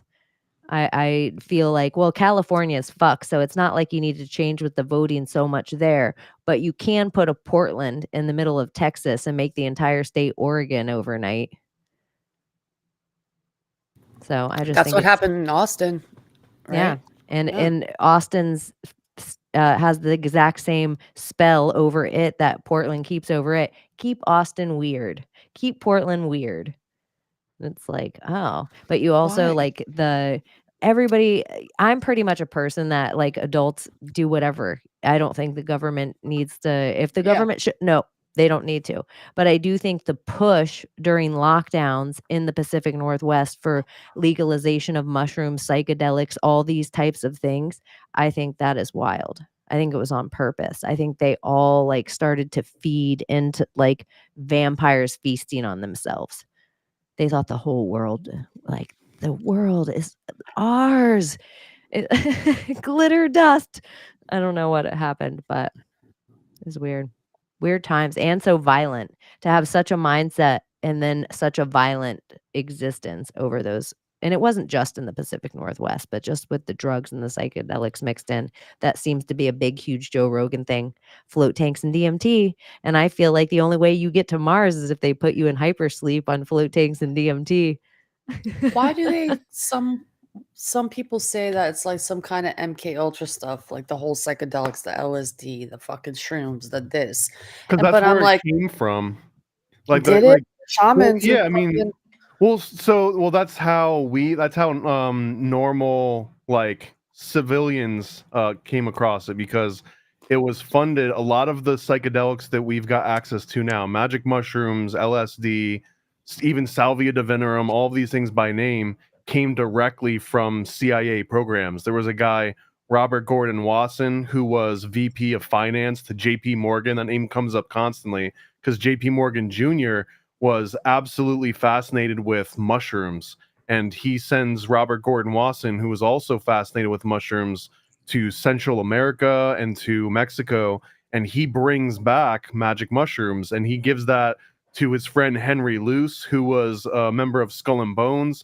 He also ran Time Life magazine, and he puts out the first 2 articles on magic mushrooms to the entire sort of U.S. and the world at large, and makes it a household name. Now, women that are staying at home and reading their Reader's Digest and their Time Life magazines as they're hanging out with the kids and doing the chores, like they're reading about this new wave of sort of psychedelics that's coming, and that wouldn't have happened without Robert Gordon Wasson, the CIA, MK Ultra. I don't know if it was like they brought it, but they absolutely knew that it was out there and it wasn't going to get here. So why not them be the ones that bring it? Because if you can introduce the chaos, then you can have some semblance of control over it, especially because the CIA also, they bought the entire world supply of LSD from Sandoz. As soon as LSD gets synthesized for the first time within a few years, they just buy all of it. Like no one else in the entire world can get a hold of it, which also means that any of it that did get out into the public, it essentially all came from the CIA directly. So like without CIA and without MK Ultra, I don't think we would have it as accessible as we do now. But I don't know if that means that they intentionally wanted people doing it more so than that's just what I'm like they trying to want to have say. control over it. Like, okay, we know ayahuasca you can get from the tree, the mushrooms from the ground. Now, LSD, they say is created, and then some say like they actually can find this out in nature, but who knows?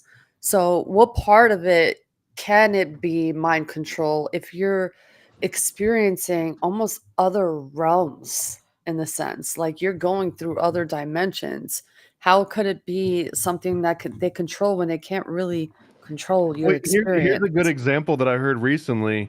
Huh. I can't remember the guy's name, but I had a talk with him, and he's like big into psychedelics and like government programs and research. And he mentioned that there's a few pilot programs in the U.S. military right now in 2024 where they are experimenting with psychedelics for new recruits. Because think about that premise, like the hippie that tries LSD for the first time, or to like, I'm one with everything, man, like me and you are connected and maybe love really is the answer. Well, if you can give your military recruits that same feeling, but now instead of them thinking that they're all one with the entire world, it's like you're all one as a unit, we're all one as a state or as a military, and you can sort of have more control over this weird new mind expanding experience. But you can assign every sort of profound feeling with like, and that applies to the military in this way. So like that undying love and feeling we're all one,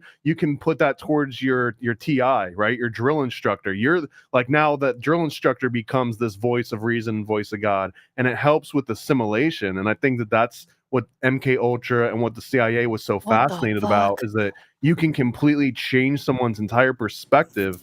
And this is like where brainwashing, that term brainwashing, Yeah. was because I think it was the Korean War where these GIs were coming back over, and they were like disavowing their families, disavowing the state, America. They're like, I'm a diehard communist now. I don't care about my family. I just love, the state that had captured me. And they're wondering what the hell were they doing to these guys. And it wasn't just Wow. straight up psychedelics. It's basically any way that you can break someone's mind down. A lot of it is just sleep deprivation, which in a weird way brings us back to the Elon Musk promoting these 18-hour workdays. Oh my god. This is wild. We're living in some wild ass motherfucking times. That's It all would have I been can say. nice if they gave us mushrooms when we were going through the military, but But I like mushrooms from time to time. Seriously, or acid or whatever. It right. would've been Yeah. I mean, fine, like, yeah. oh, this isn't It's even like good. a You got reset. any more? MK Ultra me good, man. Like, not this Yeah. fucking sleep deprivation bullshit where I'm fucking getting screamed Yeah. at all the time. Give me that window pane government fluff. Come on. Yeah. Wait, so Good it's shit. better to be an NPC and just like oblivious and just, going along with the whole fucking play rather than taking a mushroom and like, oh my God, having a spiritual awakening to like, whoa, this is some otherworldly shit that we live in. Like, I don't know. Why would they want us to have that kind of like mind expansion and ideas? Because the first time that you feel that, if I've got full control over it, like I can shape your new perspective of reality. Like a lot of the time, at least for me, like when I was experimenting with this, I was kind of like by myself, ate a whole bunch of mushrooms with like pizza in like 6th or 7th grade.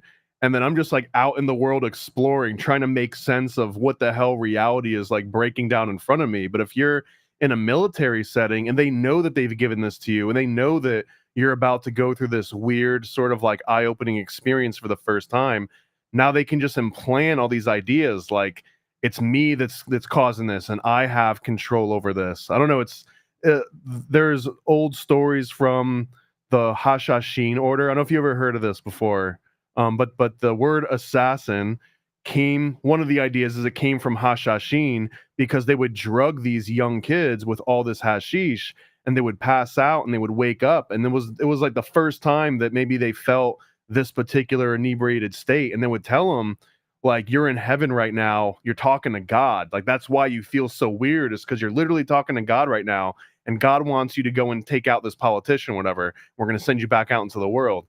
Now if you already knew what hash felt like, you'd just be like, you're not God, this is just really good hash. You know what I mean? That's the aspect where I think it makes sense that MK Ultra and the CIA and the psychedelic revolution was sort of planned by them. It was more of like they want to be able the ones that say, hey, I'm God, and that's why you're feeling this way. If you didn't know what was going to go on, there is so much control that can be done. And you even wonder what they let out.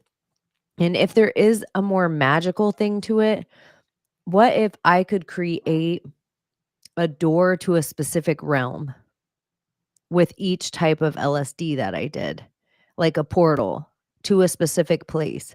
And so that place would carry a specific kind of energy.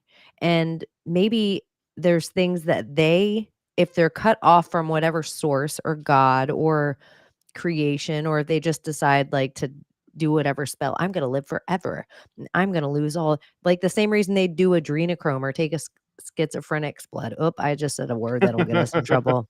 Forgot Dude, where I was. Chaney, what if there's, okay, this is crazy, but what if there's levels to this shit? What if you're supposed to take certain ones in order? Like first you're supposed to take this, then go to this, then go to that, then go to that, then go to that, to go through the right portals through the right order, maybe? Sign And you me can up. complete the mission? I'll do it. I'll try it. Yeah, Like like the very wouldn't first that, Super Mario board 8-3, where you have to, if otherwise you just keep going back to the beginning every time yeah. you go through it. I think it's Has 8-3. anyone tested that? Like maybe Well, there's that's kind of what I mean. This all roads lead back to Joe Rogan now, right? Because that's what John C. Lilly was essentially doing. The John C. Lilly was the guy that was working with dolphins and trying to figure out if there was like a psychedelic telepathic connection between all of that. But he would go into these isolation tanks and would basically like if you can put yourself in an isolation tank long enough, you can sort of trip out a little bit. So he would go into these isolation tanks also on all sorts of drugs, and they would try and like recover information from these different dimensions and bring it back. And essentially what they would do is they were trying to find the right amount of sort of psychedelic. I think DMT is one of the many different ones they were trying with, but they would try and keep a constant level so that you were not just like tripping for 7 hours and coming back and tripping for 7 hours and coming back, but you would just like trip for 20 hours and then have like a couple hours to rest and then go right back into it. And even during your downtime, the main point of you coming back and sobering up was just to relay any information that you captured from this like other dimension and then send your ass right back there into doing it. So it was less about the perfect combination of like getting to a certain state. It was just how long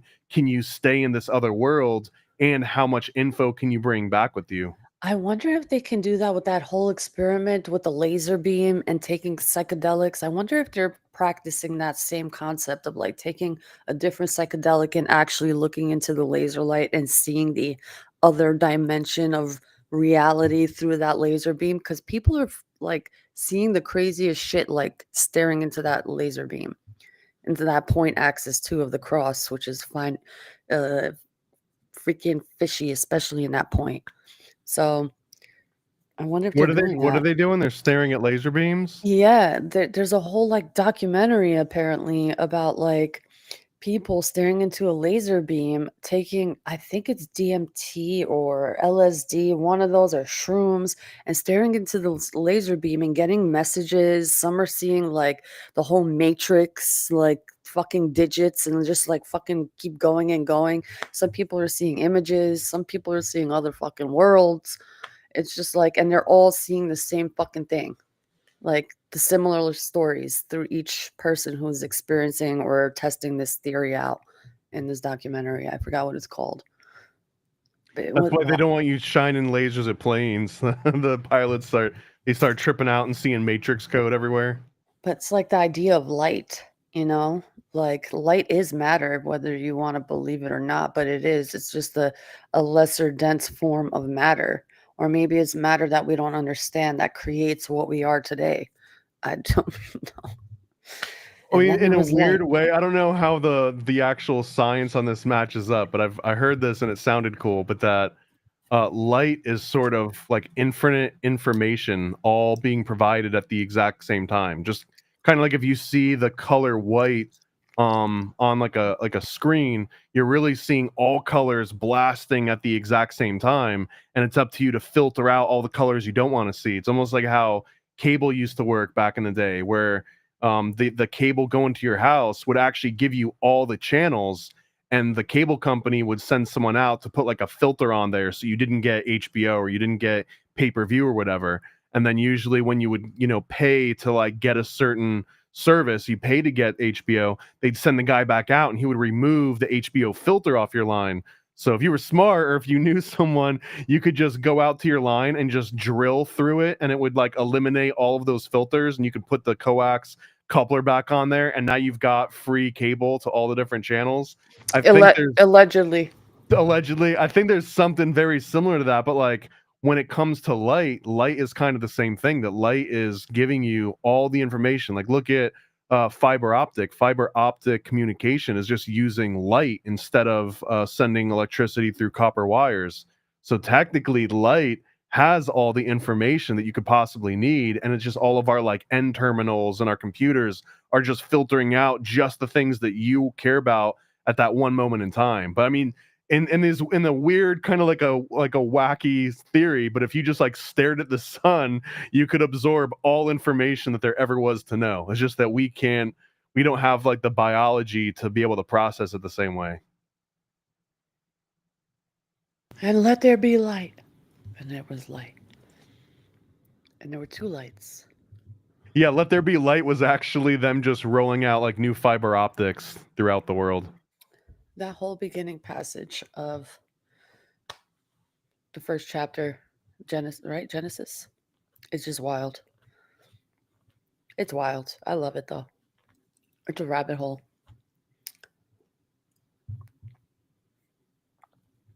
What else, guys? I had to shove my mouth. Oh with yeah, some food. I needed energy. I was like dying. I'm like, oh.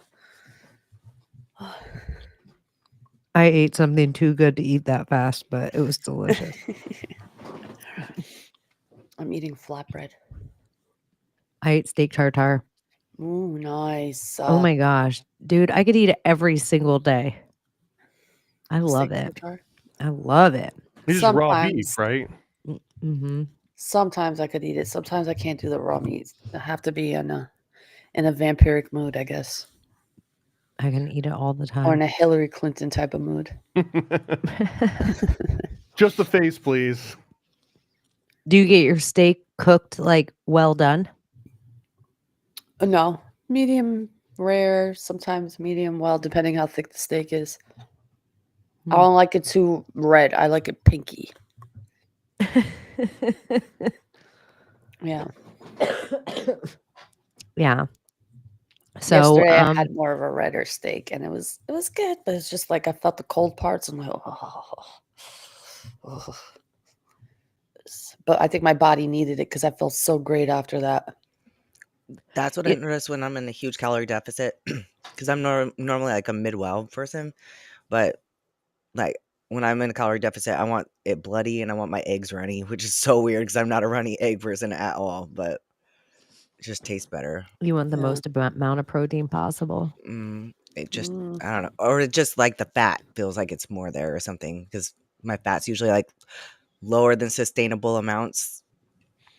I love sashimi steak. I just the higher quality meat, the less you have to cook it. I just give it to me raw. And that's all steak tartare is too. And I think it's like a raw quail egg in there, raw steak. It's like a whole bunch of I'm like, if I were a bodybuilder, I'd eat so much of that. Mustard too, right? Some olive oil. Mustard, some capers, Mm-hmm. diced up onions. I'd eat steak tartare all the time if I was bodybuilding. You have to watch the fat content in beef though. That's the only problem, because like that's why I eat mostly chicken or really lean ground turkey, because it doesn't have a lot of fat. Anyone else getting grossed out by chicken? I can't eat chicken. It's not my fave. I love Eat it twice chicken, a but day. this It's not my chicken is fave. not chickening. It's weird. It's so fucking weird. Like chicken breasts are just like different. Like I don't know how to explain it. Maybe some of y'all know, but it's just something's different. It's off. I don't know. I think that a nice sort of break from chicken, you get these Cornish hens, because they don't necessarily try and turn the Cornish hens into these huge monstrosities that are like 8 times the size that they ever were. Like they're just being themselves. They're just being Cornish hens. I think I should try that Little. because I don't know. So do I. I love fried chicken too. It's my favorite. I buy the expensive chicken, the stuff that's like, free range and no, like the organic shit. Just because I eat it twice a day, every day, I'm like, I don't want it pumped full of bullshit. So At what point do you get so hardcore that you like seek out like homesteaders or like an actual farm and make sure that you like know the chicken's name and all that? When Because I there's you can so many totally of do those that scams here. where You can do they'll that say with it's beef and strange. everything. Yeah, You can do that if with you guys everything here. lived closer to me, I would be like, "Do you want to split a cow Yeah, this that's how it is season?" here. It's like, And we you want to all buy a just side of beef? have and then we all just get like a quarter, like neighbors across the street, and we'll get a quarter of a cow. But then you have it's cheap enough to get a freezer. It is. And you can decide what they're eating. Like, that's the nice thing. Like, you can buy your beef from whoever you want. And that's why during hurricanes, there's the best barbecues because everyone's like, shit, I'm going to have to make a decision on that freezer and keeping Yep. it on a generator for another day. I need the air conditioner tonight. Or yeah, it just goes out and now you've like the counter is on. Now I got to cook all the food that I got in the next 3 hours. Otherwise, it just completely gets thrown out. And sometimes it's like thousands of dollars of some of the best meat from real hunts all over. And so then they're just like, fuck it. There's no cars running anywhere because a lot of the times during hurricanes, you're under some kind of like curfew. And so they just wheel their big grills out to the middle of the road. And then somebody's like, what? You're cooking meat? I got a whole bag of potatoes. I'll make a potato salad. And then somebody else has some other shit. And because usually everyone's eaten through their hurricane supplies by that point. Everybody has MREs and like, but you're like, do I Oh my god, want to eat? they're so bad. For the longest time, the MRE was kind of interesting because it was like novel and it was like, oh cool, like military. But again, it's just mil stack stuff. It's like, what was the absolute least amount of money the government could spend to make sure you got X amount of calories and X amount of protein? And a lot of times too, people will get like what they call like Mountain House or something. Like they call them MREs, but they're like civilian MREs. And you should definitely probably get civilian MREs and not military MREs, because the actual military MREs are designed so that you don't poop for like a day or two. Like that, like they literally are created to just block your entire system up so that you're not worrying about, like normal bodily functions unless it's bleeding or shooting. And it is like no joke what you're saying. Like, how many calories can they fit into something like the size of your phone? They're like, we could probably fit 3,000 calories in that. And so it's just some kind of dense thing. They're like, that peanut butter bar. That's what we're going to call it. We'll just put a flavor of peanut in there. And that one's real because they do give you the pack of peanut butter where you're like, ooh, peanut butter from the MRE isn't bad. But some of the shit is nasty. I don't know. You could light a fire with them MRE packets, though. Those little ovens get hot as a biscuit. I They don't used think to they come with beer provide them as much. and a pack of cigarettes too, like during Vietnam. Not in our lifetimes. No, it was Vietnam. That would be so exciting if you got cigarettes in your MRE. I mean, I don't even smoke anything in the MRE seems exciting. I'm surprised there isn't a Cracker Jack toy. No, usually you would hit the jackpot. You would get like M&Ms or something. Yeah.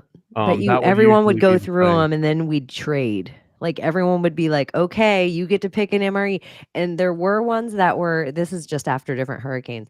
There was hurricanes that there weren't labeled. And then by like Hurricane Francis and Jean, they all had labels on the outside. So you'd be like, who wants lasagna? Who wants beef stroganoff? And it'd be like something, and then you'd open it up, but there'd be all these other goodies inside, and then you'd trade those. Silly, but MRE life. It's so horrible. It's so bad. It's novel, like the first one that you have for each one of the meals, because breakfast is different than, and you're like, okay, this is novel. And then you're like, yeah, it's not great. Anyways, Brittany Pickle Spears says, what is MRE? meals ready to eat.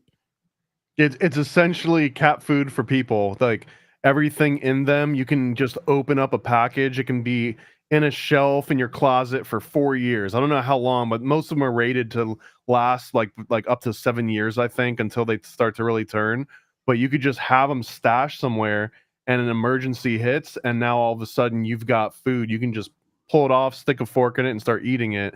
And a lot of them come, like Chaney was saying, they come with these heating elements that's got these sodium plates. So you just fill it up with water, and the sodium reacts to the water and essentially boils. And you stick this little sleeve, and you put your food next to the sleeve so it heats up. Or people will put it on like the hood of a chopper or the hood of their Humvee or the hood of their tank or whatever out in the sun.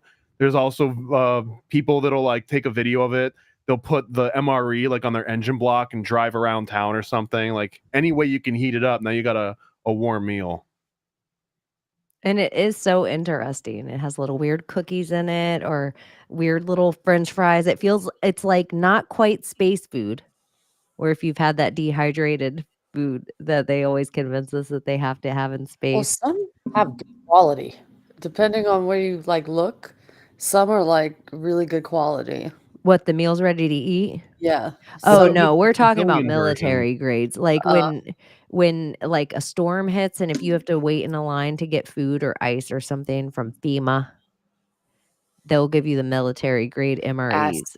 And yeah, everybody that's been in Florida, because they've waited in those lines, hopefully you didn't need all the MREs that the military gave you, so you saved them for future hurricanes. So it was like you had your shutters and your MREs, and everybody had the same few boxes of MREs, which is weird too, that you're like, this food's been in there for years. Yeah. But yeah, there is some way better companies that make some delicious meals ready to eat now. That I even have calorie bars in my bug out kit. It's a block about this big, but it must have 30,000 calories. It's like condensed AF. Like I don't even know what it tastes like, but you just break it and it's like just enough calories for a little square to go on. And See, It's if like they the started Jetsons when they take the little pills. yeah, if they started putting like cricket and cockroach protein in MREs, I don't think anyone would notice. Like that would be such an easy way to start introducing it into normal life, I guess. Would be like first you give it to the in MREs and you start calling it like mil spec. Like, do you want some mil spec protein? And it's just like cricket legs.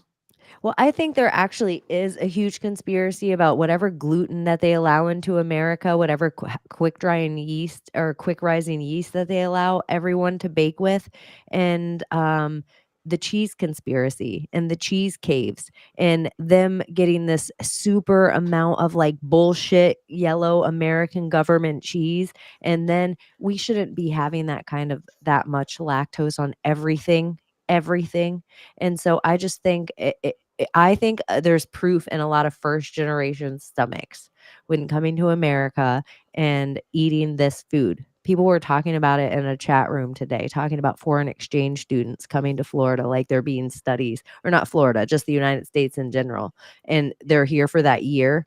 And how they get oily skin or acne or their stomach, they have all these stomach problems, they gain weight, like a crazy amount of weight, and it's like all this, like wherever they're from, the ingredients are And way the better. air, and it's something about the air too, like you said, like being on the boat and away from all this like chemtrail shit, and some parts of the world don't experience that yet, like cleaner air, you know. Yeah. Or food, like really, if you cannot pronounce it, your body doesn't know how to process it. And so You're everything, right. even like when we were growing up, or even if you looked at the back of Twinkies that your parents used to eat compared to the ingredients in Twinkies now, they're not the same. So it's not Let's be even the fair bullshit though. They food. also had commercials with people literally putting DDT onto cereal and eating that around the same time that like food was apparently better, right? So I don't know. It seems like there's always been these traces of people just putting like abject poison into their body. Well, isn't it like some of the things though, like what we always said, the men who built America, and everyone's like, Rothschild and Rockefeller and whatever, but Kellogg's and Post are two of these like big, huge men, and didn't like they create one of them worked in the insane asylum to build the cereal, and the other one Yeah, stole it from him Kellogg's from the original insane asylum. name before it was called Kellogg's Corn Flakes, it was called like Battle Creek Sanitarium cereal. Like that was the name of the original company before it just adopted the name Kellogg's Corn Flakes. And then the whole premise, Sanitarium. yeah, Battle Creek Sanitarium. I believe that was the name of it.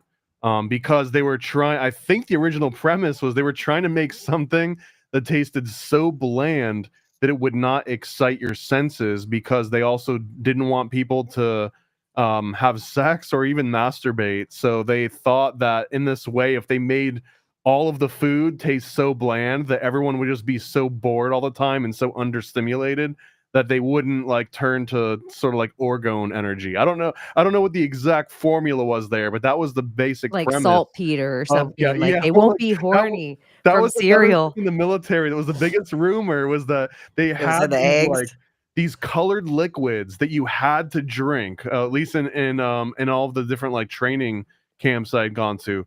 And it wasn't necessarily Gatorade or Powerade or anything, but it was like color. You could pick what color you wanted, but you had to, at every meal, you had to drink 3 of these colored liquids. You And for the guys had longest, to?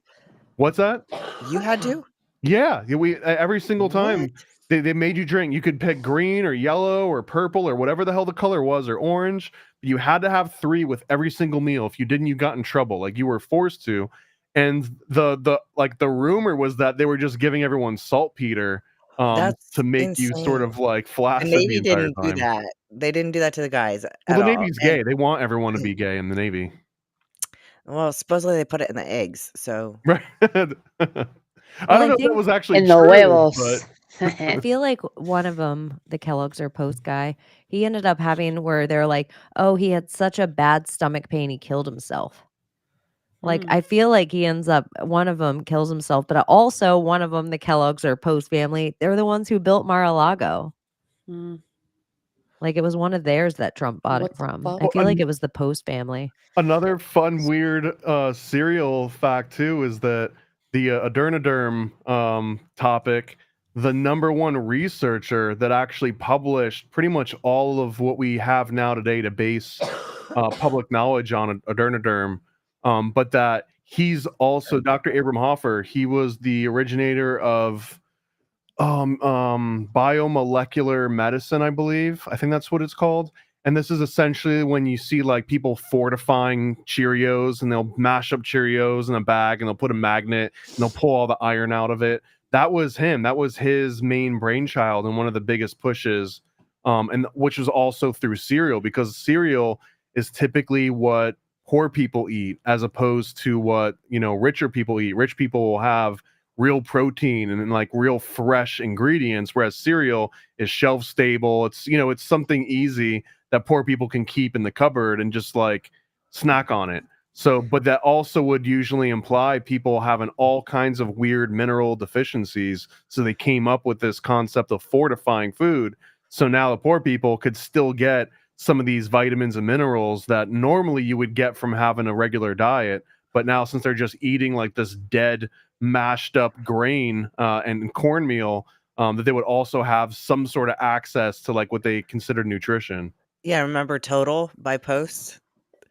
Right. It had like 19 and that's the premise. It's vitamins like, and oh, minerals. if you can't afford to actually have real food, if you can't afford to put like living material into your body so that it can process it, here's the next best thing is like, we'll take all of the different nutrients from all these foods you can't afford and we'll put them into this nice, But cheap, cereal affordable, ain't shelf-stable cheap. thing for you.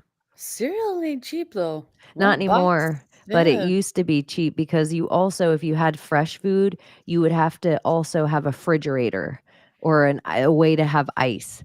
Like, to do that, you would be so rich if you had a way to, like, you got ice delivered to your house. So it would be like cereal, you could just put water on that. Like, we put milk now because we're all Lux. And then there was the whole milk thing with the milk and cheese, which most people like the same as gluten. They're lactose intolerant because everything's fucked up with it. But if they have real milk or real bread, they're usually not intolerant of those things. It's just all the processes that they go through now with But America. if you also compare the price of a bowl of cereal, even now, to having like fresh ham and bacon and fresh eggs and fresh fruit, it's still way cheaper for that cereal, especially since there's no prep work. Like it's still kind of a poor people food, like a washcloth. or like grain that you would give, you know, like livestock. Filler, yeah. Yeah, it is kind of like cow food, sheep food. Well, Parmesan cheese, you're on notice, by the way.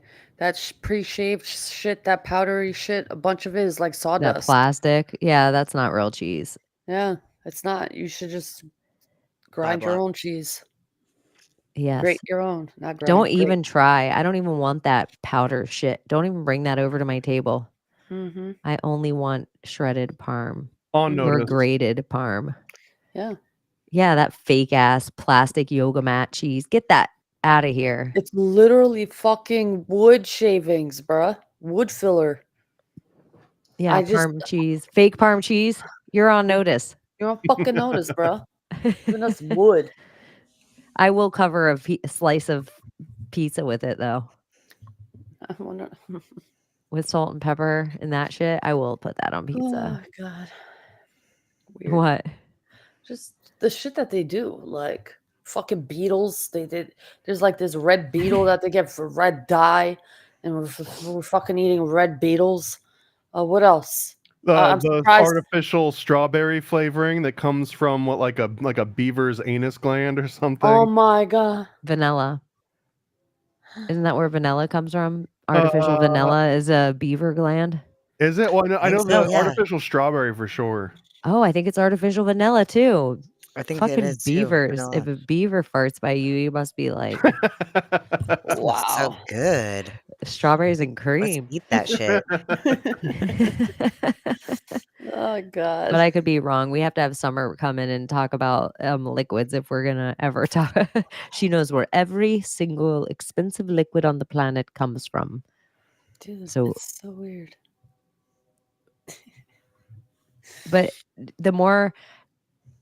the harder the ingredient is to get, the crazier your cooking spell for a kitchen witch is. So like the best chefs in the world, it's because you could put an onion in yours. They have an onion that's been pickling for 30 days under Italian moonlight. Like it's a whole, like the ingredients are upped or turned up, but it would also be like that if we were kings. Like Thomas would be sitting somewhere and he'd be like, bring me the gland of a beaver's ass. And it would just be like, oh, only a certain king could ask for such a crazy Dude, thing. it So is witchy. Like hocus pocus, a dead man's toe, and a fucking da da da. It's all a potion. You're yeah, you're right. saying like, I need to get an octopus tear for my spell. A beetle, anuses, fucking That's what I eyeballs. think. God, And wood so then, chips. or like Soylent Green, where it's like human and McDonald meat. Or they're allowed to, every single thing we eat is allowed to have a certain amount of roach and rat in it. Like per inspection Like to still get sausage. an A. Yeah, that's allowed. They fall into the machine. We can only help so much. Look how big the machine is. I Period. feel like in some time in the future, that'll actually be the delicacy. Like you would be happy to know that a real animal shit in your Beyond Burger because at least there's something that came from nature somewhere buried deep inside of it, even if it's just like 0.02%. Dude, we eat fucking hearts. We eat feet. We eat all kinds of shit. We make stews and broths with herbs and spices. It's so witchy, man. Well, when you Everyone's a hunt, witch. you always eat the heart and I don't liver, give a like the fuck. day that you Yeah. hunt it, usually. Oh yeah.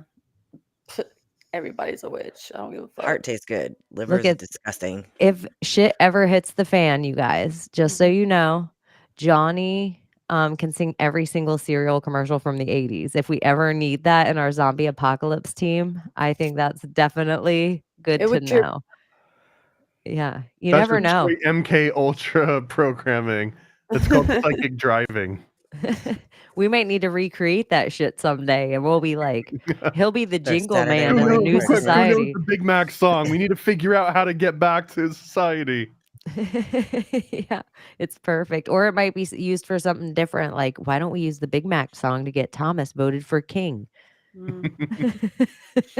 I'm loving it. Da da da da da. Vote for Thomas. Yo quiero Taco Bell. Thomas for prez.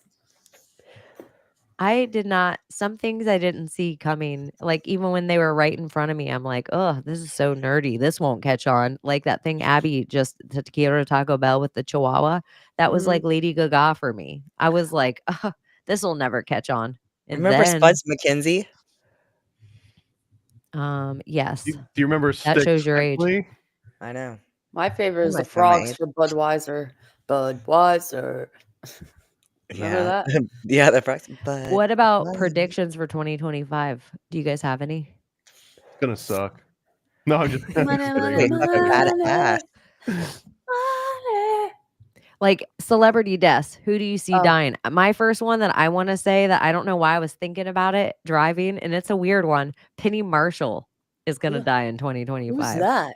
I know, now I Her gotta look her brother's up. Gary Marshall. She was Laverne from Laverne and Shirley, and she Oh. was the director of League of Their Own with Madonna and Rosie O'Donnell and that whole fucking Tom Hanks of it Huh. all.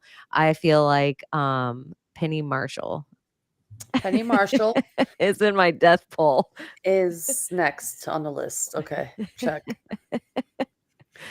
But I don't know that was why a weird Joe one. Biden Do you think got her. Bob Barker will die again in 2025? Oh my gosh, I think there's a good possibility Bob Barker dies again in 2025. Ooh, He's already died 3 times, right? right? Something like that. That's doggone. So is George Soros still kicking? I thought he Oh, died, no? No, I No, think he's George still alive. Soros is I think we're alive. still waiting on Soros. I He's think still Soros alive? is still in that Fuck. weird vending machine meme I hope he where like dies. death is still trying to pick him. Last time he was like, "Ooh, I got a Rothschild." But Yeah, he's yeah. still alive, so It was what like a Rockefeller and a Rothschild died, but we still haven't gotten Soros. even if Soros dies, it doesn't matter. His son is still alive. Right? Do you He's think there's a lineage there. Whatever. do you think in 2025 there's anything about Diddy court case being like the new OJ Simpson watch trial that we're all like glued to our TV and J-Lo takes the stand? There was a whole Reddit saying that P. Diddy died in the fucking jail, but that's a Reddit post. I What's heard do he you got guys oh, all go Oh, on, I'm sorry. Abby, you say it. The Luigi We're gonna thing, say the same thing. because the Luigi guy, the whatever insurance guy killer, like his lawyer is married to P. Diddy's lawyer, and now all of a sudden they're gonna put them both in. Supposedly they're in the same jail, and they're gonna put them on the same floor, possibly the same cell. What the fucking fuck is going on here? This is all. it's such a fucking show. I don't even pay attention. Are they setting up Luigi to kill Diddy in jail? Maybe that's what it is. Because they're trying to set him up as like this hero type figure, like because nobody gave a shit about like a big pharma insurance Yeah, They found CEO. out that he didn't even have that insurance, by the way. yeah. he didn't. This all has to do with fucking Nancy Pelosi and what's the other guy's name for insider trading, and they're being sued by the DOJ and what Yeah. else? By all these other companies, and I'm just like, what the fuck is actually going on here? But they're not going to tell you that in the news. They're going to No. put Luigi up there. Why? I don't know. Who the fuck is this guy? I don't know. Did he It's pull the almost like trigger? Martha I don't Stewart. think so. It's Mhm. like we don't pay attention to the big thing happening, and then they're like, "Here, we're gonna dangle this out in front of you, so the American people will just all focus on this one lady." I do like that in the near future. Maybe we just get a Luigi and Diddy cooking show, or like a Masked Singer episode that they're both on. It's just wild. Well, It is kind of like such a television show, It is. and Soap it's opera. almost like we didn't get a normal like John Benet Ramsey ritual for Christmas this year. Did Oh, we? but there's a Like, breakthrough in that case too. All We of a had a sudden, I Burning think. Man ritual, They say. or a burning woman ritual. That was the Oh my fakest shit I God. ever seen. She's just standing there, fucking half burnt alive. Like, Ah, Well, that didn't even look because real. her body I at don't that know. point is boiling, and all of her muscles are just basically locked into place. Can I I say think it's something fake. though? When people sleep on a train, they're fucking knocked out, and there's fucking sickos in fucking New York City. Let me tell you, man, there's fucking sickos in New York City, like beware type of sickos. Like I lived it, I know. And if you're sleeping on the fucking train and you're butt ass fucking tired after a 10-hour shift doing whatever, God knows what, you're sleeping and you're being lit on fire and you have no way to fucking leave that train. Like, what are you gonna do?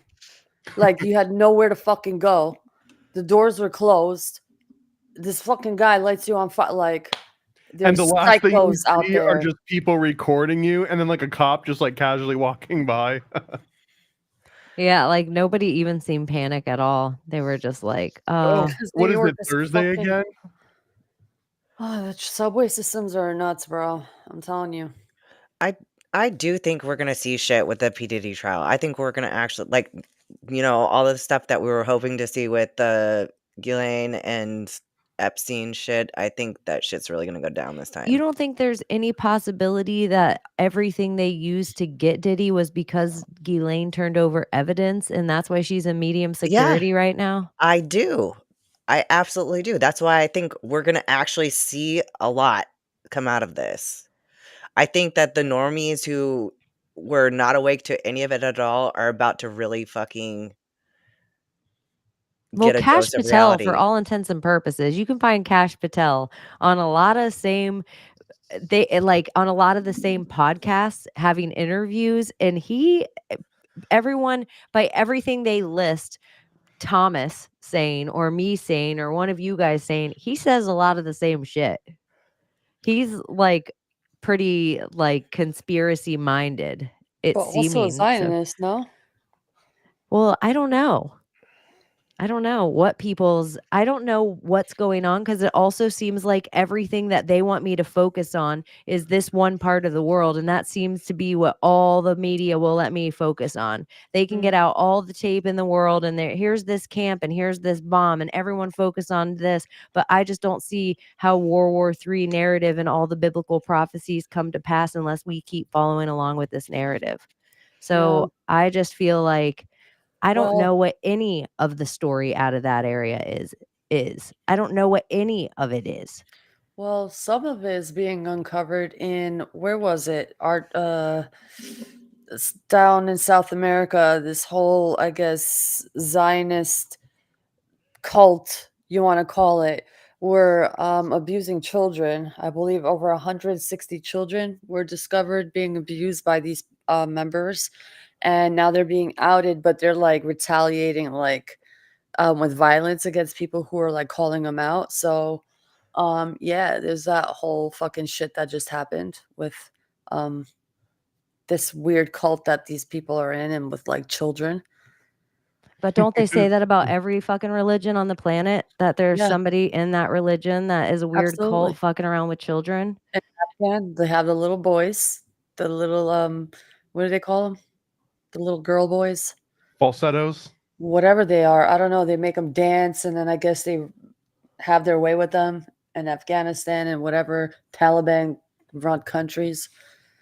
It I all mean, we might as stems well be from talking about ancient Greece or Rome too, right? That was usually how you would get like that was how your kid became a lawyer, is that you would just pimp them out to some other lawyer and they would learn everything that they would possibly yeah. learn from these Yeah, like pederasty mentors. was it. That was What the the whole, fuck? and that's the Bieber to Usher to Diddy. Yeah, I don't know. I don't know what of any of the conspiracies, like all of the Zionists run China, all the Zionists run the Catholic Church, what's the Council of Nicaea, where it's just like everything always is focused on like one part of the story to me all the time. And it seems to be the side that Fox and CNN want me to focus on as well, because Mm, it fits the fucking end of times narrative. It yep. Yeah. fits like we're playing red heifer games. And it's like, look at Trump's name's on a coin that Thomas made. That means the end of times. Let's all Yeah. reshare. Yeah. And it's like, oh, but who made that coin? It really has nothing to do with nothing. It's Like, like they know how to use the thing that we love, like God, and like, oh, the Bible or the Quran or the Hadiths or the fucking Torah, or not, excuse me, Religion. not the effing Torah, but the Torah, but then the Talmud and all these other books that are going to explain the end times, and this is what's going to happen. Yo, it's none of, some of it is not even it. or even like Tibetan type They purgatory, use or it. that's what they want us to think, free Tibet with purchase. It was like all a Brad Pitt fucking tale that then we have to believe in this Dalai Lama and this reincarnate and all this fucking bullshit that China owns anyway. They own the Mhm. reincarnate. So then he gets to go around and stick his tongues in kids' mouths, and we don't question what goes up way on the hill. Like, I Mhm. don't know, dude. All these religions, every single one of them just seem like their own creepy cesspool of ways they can fuck around and like do creepy shit. Like every single one just is like, if we gather the power, whether we're the King of England named Charles and his prince brother Andrew, or whether we're Biden's, or whether we're pick the BB or pick the House Assad, they're allowed to do Marxism. whatever they want, and all humans are the number one commodity. It's Like, Marxism. am I going to fill my shipping container with cotton, or am I going to fill it with gold? Like, what am I going to get the most money out of? Humans. That's what a lot of people before used to fight. They fought against this religion, the idea of religion. When it started, it was the beginning of what we call Marxism today.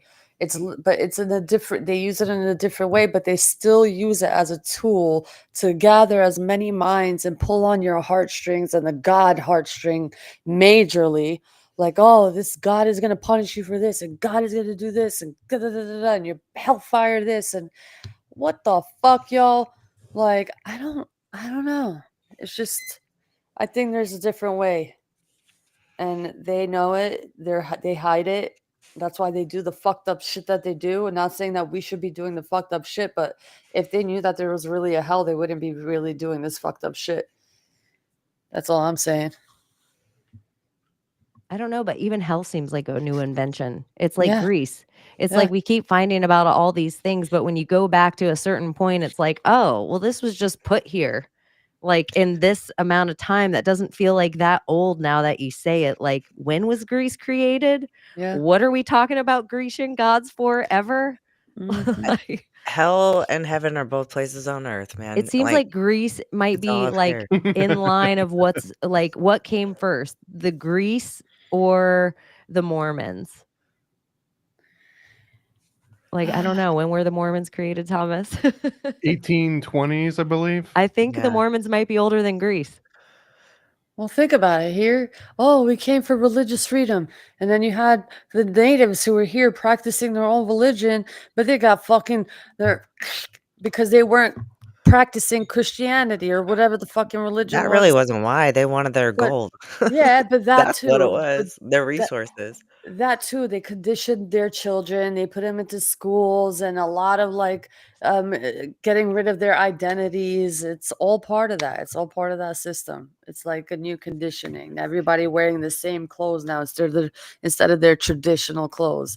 Removing of identities. Well, they come in and they're like, oh, I got some rednecks on this side and I got some transgender over here. What can I do?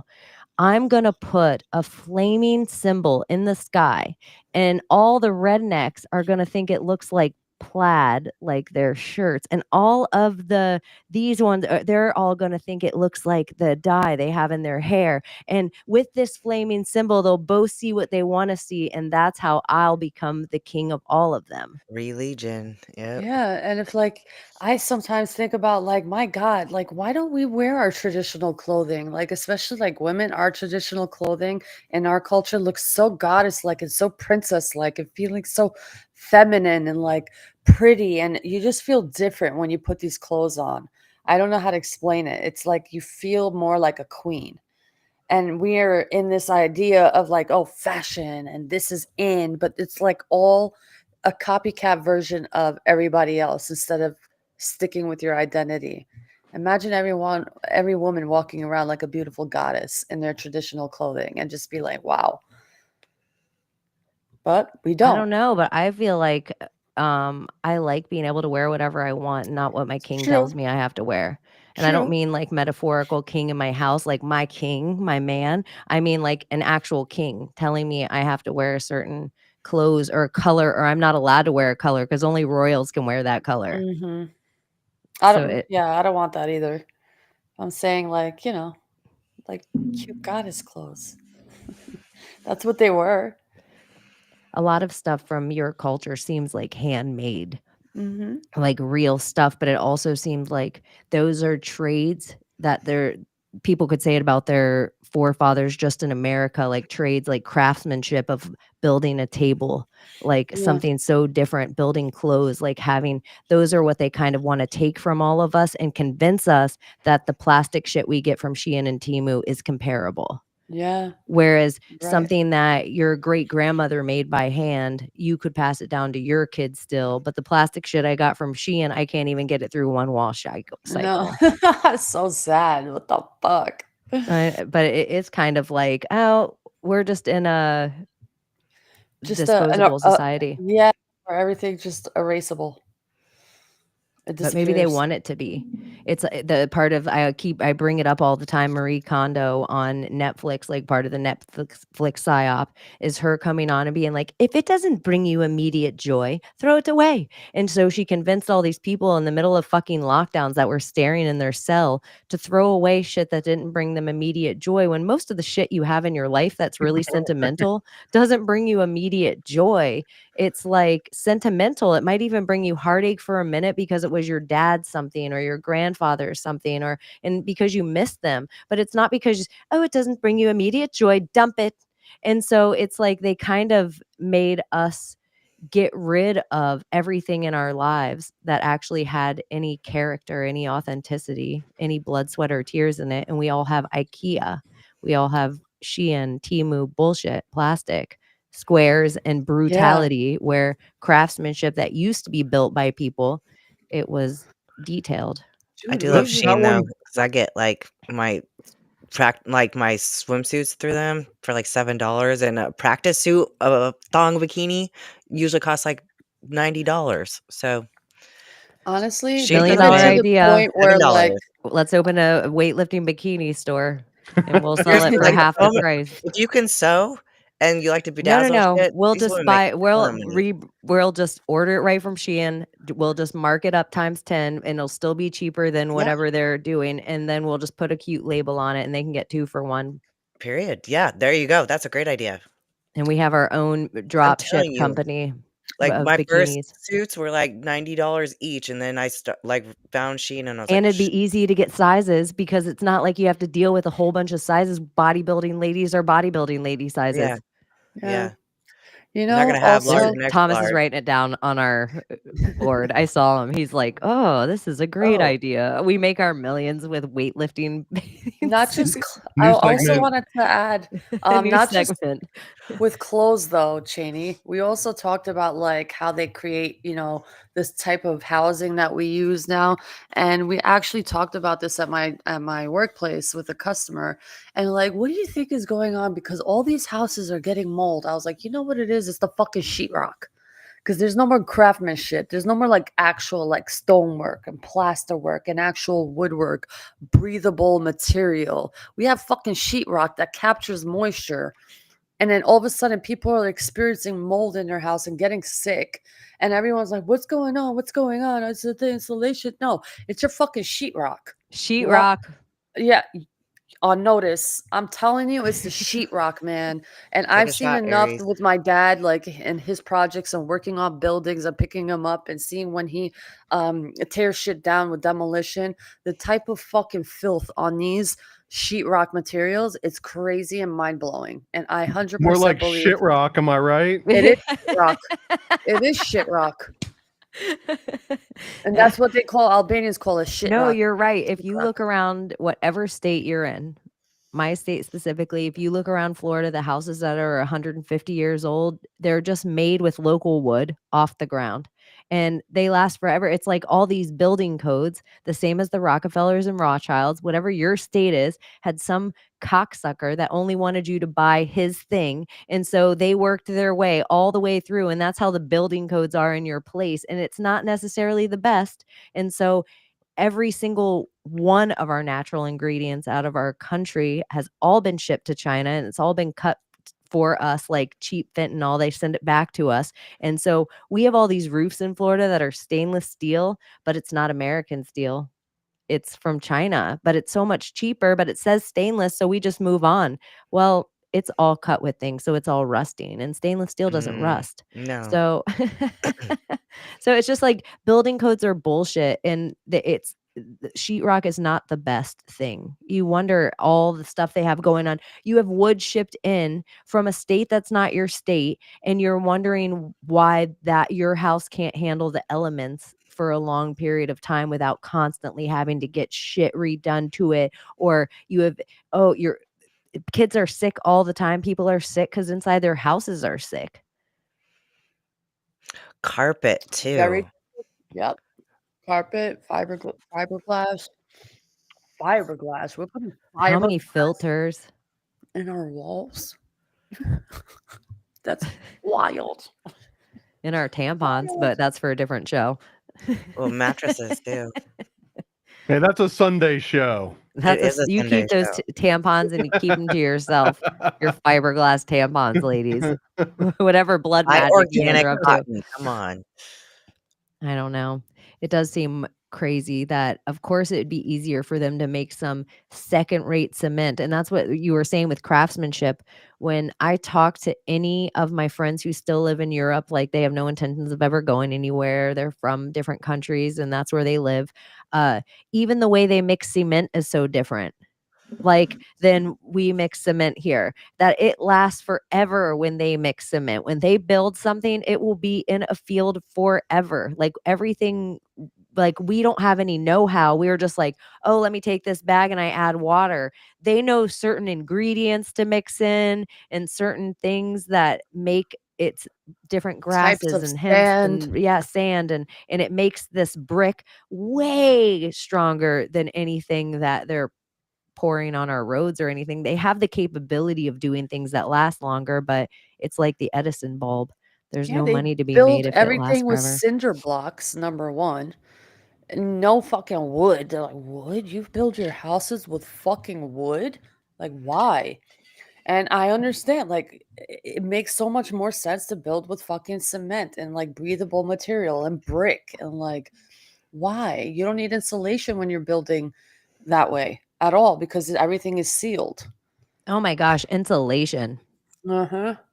Just sheets of fiberglass. Yeah. Do you remember the first time you went into an attic as a kid and you were like, what is this cotton candy land? I must roll in it. And then I played with Yes. it all the time. you were like, this is the greatest thing ever. And then Especially when I was afterward, you're like, pink. I am so ungodly can't breathe. itchy. What is Mhm. happening? Like, Uh-huh. The old skateboards, I think from like the 70s, 60s and 70s, the grip tape, that used to be fiberglass. I remember like getting my hands all cut up because I would like rub my hand on the top of like an old skateboard. So like it was just like everything was made to kill us back then. We came back from like this camping trip one time and we stopped in this ghost town because Nevada has quite a few ghost towns and stuff, but it had like old playground equipment with like animals that were swings, like so you'd sit on top of like the horse or whatever, and it was a swing set. And holy shit, like those were made out of fiberglass. I was crying the whole way home because the inner part of my thighs and my crotch were like filled with fiberglass. Ouch. It was horrible. fire crotch. Yeah, for real. One time I accidentally shot a girl. Well, I didn't. I aimed the firework at her. We had like smaller bottle rockets and we were just holding them in our hands and then like shooting them at each other like Yeah, assholes. like But everyone does. and everybody else was running I've never like done that. normally, like, we're running. She just sat on the ground and balled up.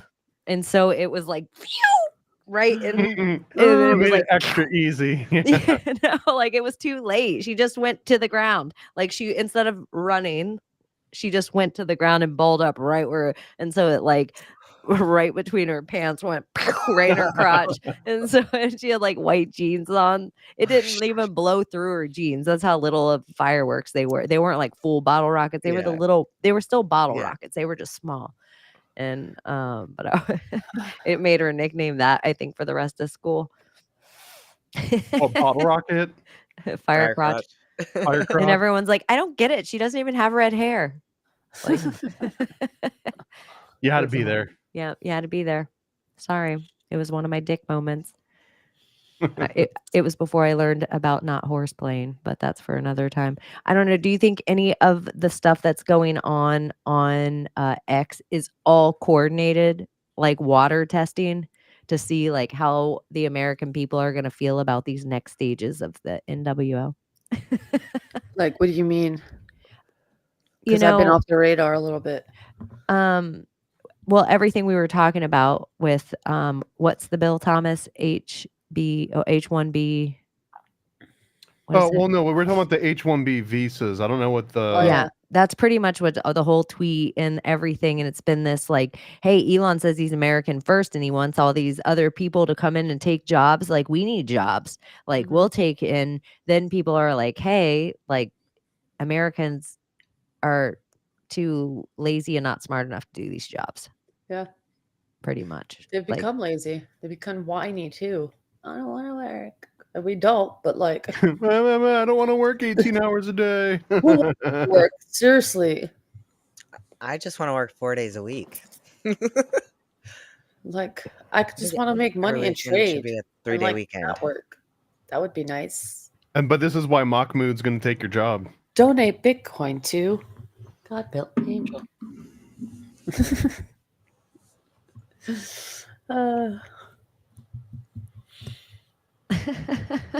Hey, you never know. Isn't that the saying? You never know. you never know. You might get some piss coin. Uh-huh. Oh yeah, that too. Surprise. Whoever gave me piss coin, thank you. That was random. You think it's from here? I don't know because you and I both got it. I don't know where it's I from. didn't. Layla didn't get it. Someone randomly gave Chaney and I both piss coin. Uh-huh. And it did a funny thing because it was an account that they locked all the liquidity on, so you could never take anything out of the account. It was just it made my wallet at one point go up to almost $200,000, but you couldn't take it out. It was just like a facade. You tried And to take it out, and what would well, say? I had it long enough on my screen that it made me laugh that I got a screenshot to send to you guys to be like, look at this isn't real. That's why I even started it. This isn't real I'm a because piss billionaire. and wouldn't that be some shit if I became a piss millionaire? It would be. I made 27 cents though. I sold mine before you had the like $100,000 spike on yours. Yeah, that was pretty. It was just cool. I like Pissed just it getting the away. screenshot in my wallet. I'm like, this is good for manifestation. I picture that to happen one day. You Fuck get yeah. some crazy coin. If I was a Bitcoin millionaire, some of these people and the wallet that sent it to Layla and I, Abbie and I had $9 million in it. And so it's just like, that's just one of the wallets that they're playing with. It didn't have all their coin in it. That's just where they sent us piss coin from. So it's just like $9 million just chilling in this wallet. And is it not real? You're like, I'm bored. I'm gonna send people piss coin. Just for fun. That's what I thought it had to be like Chaney or Layla, except that the increment is wrong because we send each other a That- specific amount. I thought you were gonna let it Yeah, out. don't. No, I wasn't gonna. I'm not saying that You never know. You never know. because I'm we like, can't "Don't have say it." somebody break the system by telling them. No, No. because then you'll be buying piss coin. Yep. You'll be buying Mossad pagers, thinking Layla sent you Mossad pagers. I wouldn't send anybody that. I'll let you know if I'm sending something first and foremost. I don't let you guys know when I send you things. Yeah, I saw. I was like, what the fuck? Where did this come from? And I was like, oh, it's Chaney. Yeah, because I'll send always the increment amount. Mhm. But anyways, yeah. What else is happening this week? I just do you have any predictions? Do you guys want to make any predictions? Because we weren't going to be here before the new year. Mm, I don't killed do Penny Marshall. predictions usually. yeah, I like to don't know. like sit back in the rafters and see what actually happens and just What do you like think? formulate. Do you think we're gonna get to like an inauguration on normal That's what I was January just going to 20th? ask. That's what I was thinking. Yeah. What about that, Thomas? You think that goes through just like without a hitch, everything's normal? I mean, define normal. I don't even know what that means anymore. Yeah, like it just looks like Biden's. Trump is mainstream now, so I don't think that there's going to be any shakeup in that regard. But there definitely seems to be some people literally gunning for him, so that's always going to be an option. I think that like any day we wake up and it's like there was another attempt on Trump's life, I almost feel that that could become like a new normal. Probably. Where it's like a new country, Iran, where they like turn it up. It's Syria, it's Iran, it's China, it's Russia. I wonder how many times he'll allow it to go on before he's like, all right, no more guns. Like, because I feel that you would need someone that was voted in to protect the things that you want protected. That's the person that would be the one to get rid of them, right? Like if Biden tries to get rid of all of guns, then it becomes this whole thing. But if Trump tries to get rid of it, you'll literally have people like, yeah, but I mean, look at how many times he had these close cases with death. So, maybe he has got a point here. Like, I think you need the opposition to pass the things that they seem completely, in opposition to. Do you think any other mergers happen? Like, do you think mainstream media is kind of a wreck? Like they have kind of lost it. Do you think we see any television mergers where X just becomes a bigger conglomerate? Like it makes its WeGo moves, so it starts becoming the everything app that it's eventually going to become. So does it take over? Does Elon buy television stations, newspapers, do all this shit? Or does he just eventually create his own and they all just wither away? Like it just seems like good publicity sometimes. Like he could have created his own social media app. He wanted Twitter, I don't know if he or so the could. move is. That honestly, I don't know if Elon necessarily has ever been known for the guy that creates the things. He's the guy that He's buys not, the yeah. things. He is. So which makes it all the more ironic that like he's got some sort of an opinion on like the American work. He's not an American, and he's not necessarily working class. He's the guy that comes in and like does a hostile takeover and buys your company and fires everyone in it that made it the company that it was, and then puts his name on it and says, I did this. Like pretty much every single company that he had, right? PayPal, Tesla, SpaceX, Starlink, like all of these things are just things that he just kind of purchased. I needed to give this person some attention. Give him They some don't- Bitcoin. They I don't get just enough love- attention I in their just life. love it. I love just- it. It's okay. They had to write so many times. So I'm Yeah. like, here. And You I'll want tap it in. attention? Here you go. Here you Did your go. dick get hard? Good for you. I got You what? feel good? Wonderful.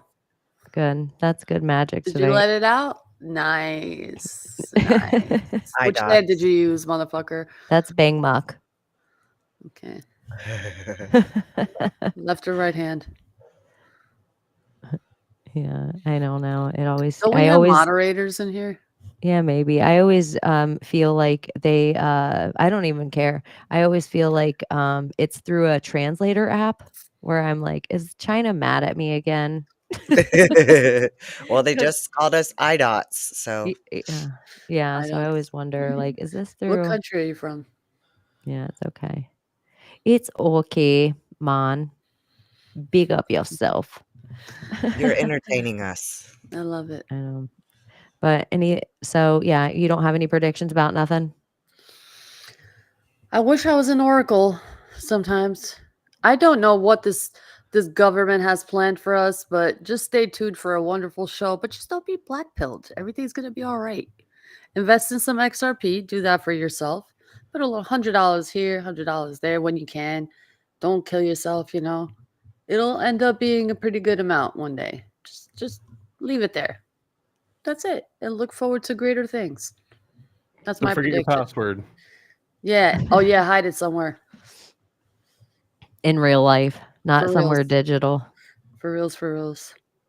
That is such a weird new fear. Is like, oh my gosh, all these wallets all have their own passcode. I have to put these somewhere. I don't want them all together necessarily. It's almost like you need a safe in your house now just for your passcodes Yeah. because you're holding just this cash in there. Well, also, And what you're- happens when grandpa is a Bitcoin billionaire, but he develops dementia, and now no one has access to any of the assets? Like, that's going to be something that we're going to see happen in our lifetimes easily. Oh yeah, and there's people that they memorize their key code, like they have it memorized. They're like crazy like that, and they're like, "I'll be good forever." Steel trap. Then you're like, "Grandpa, what's your Right. passcode?" Or what if that one gets compromised and now you got to remember a new one, right? Like, it's always going to be this weird game. But then do you get enough money in there eventually that I'm like, "Oh, can I just get a microchip put in me so they know it's my Right. passcode?" Like, how much is it eventually worth? Yeah, you almost have to let the digital coins be part of a trust or something. That's what Managed I by feel who, like the though? digital currency is all walking into. It's like a Yeah. slow walk of it becoming so valuable that then what's it worth to you?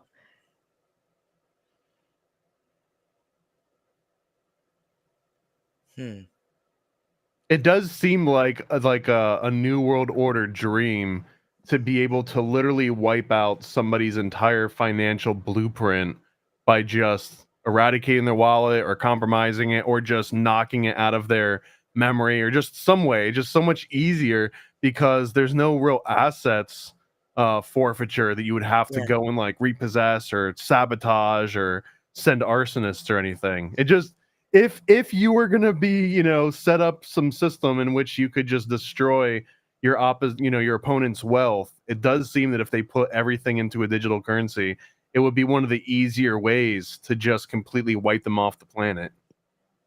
Yeah, it'd be so if gold is the value, how hard is it to acquire all the gold and then have enough space to hold the gold and then all the thing and then but if it's digital currency, it seems like a little easier to gather all the energy if that's the thing that people consider We're gonna valuable. see this all. These aren't even hypotheticals. Like all of these things are gonna happen, I think. I mean, these are predictions, not for the year, but we're gonna see all of these shortcomings. future. And then what the government answers are gonna be to all of these, because never let a good tragedy go to waste, right? So whenever there's some massive Mount Gox style, crumble or some huge sort of infiltration or compromise of like one of these large networks. So let's say Coinbase gets hacked or something crazy, right? I think that that's going to be when the government swoops in and says, aha, this is why you need us. And we've got the perfect plan for you. And there will be just like, the billionaires out there that it's like, okay, maybe I will get chipped.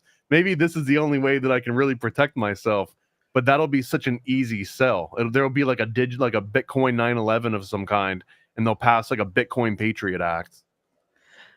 So there's my prediction. Well, my prediction or like lack thereof is that Bitcoin's not going to hit 128,000 on 128. I just don't think that's happening.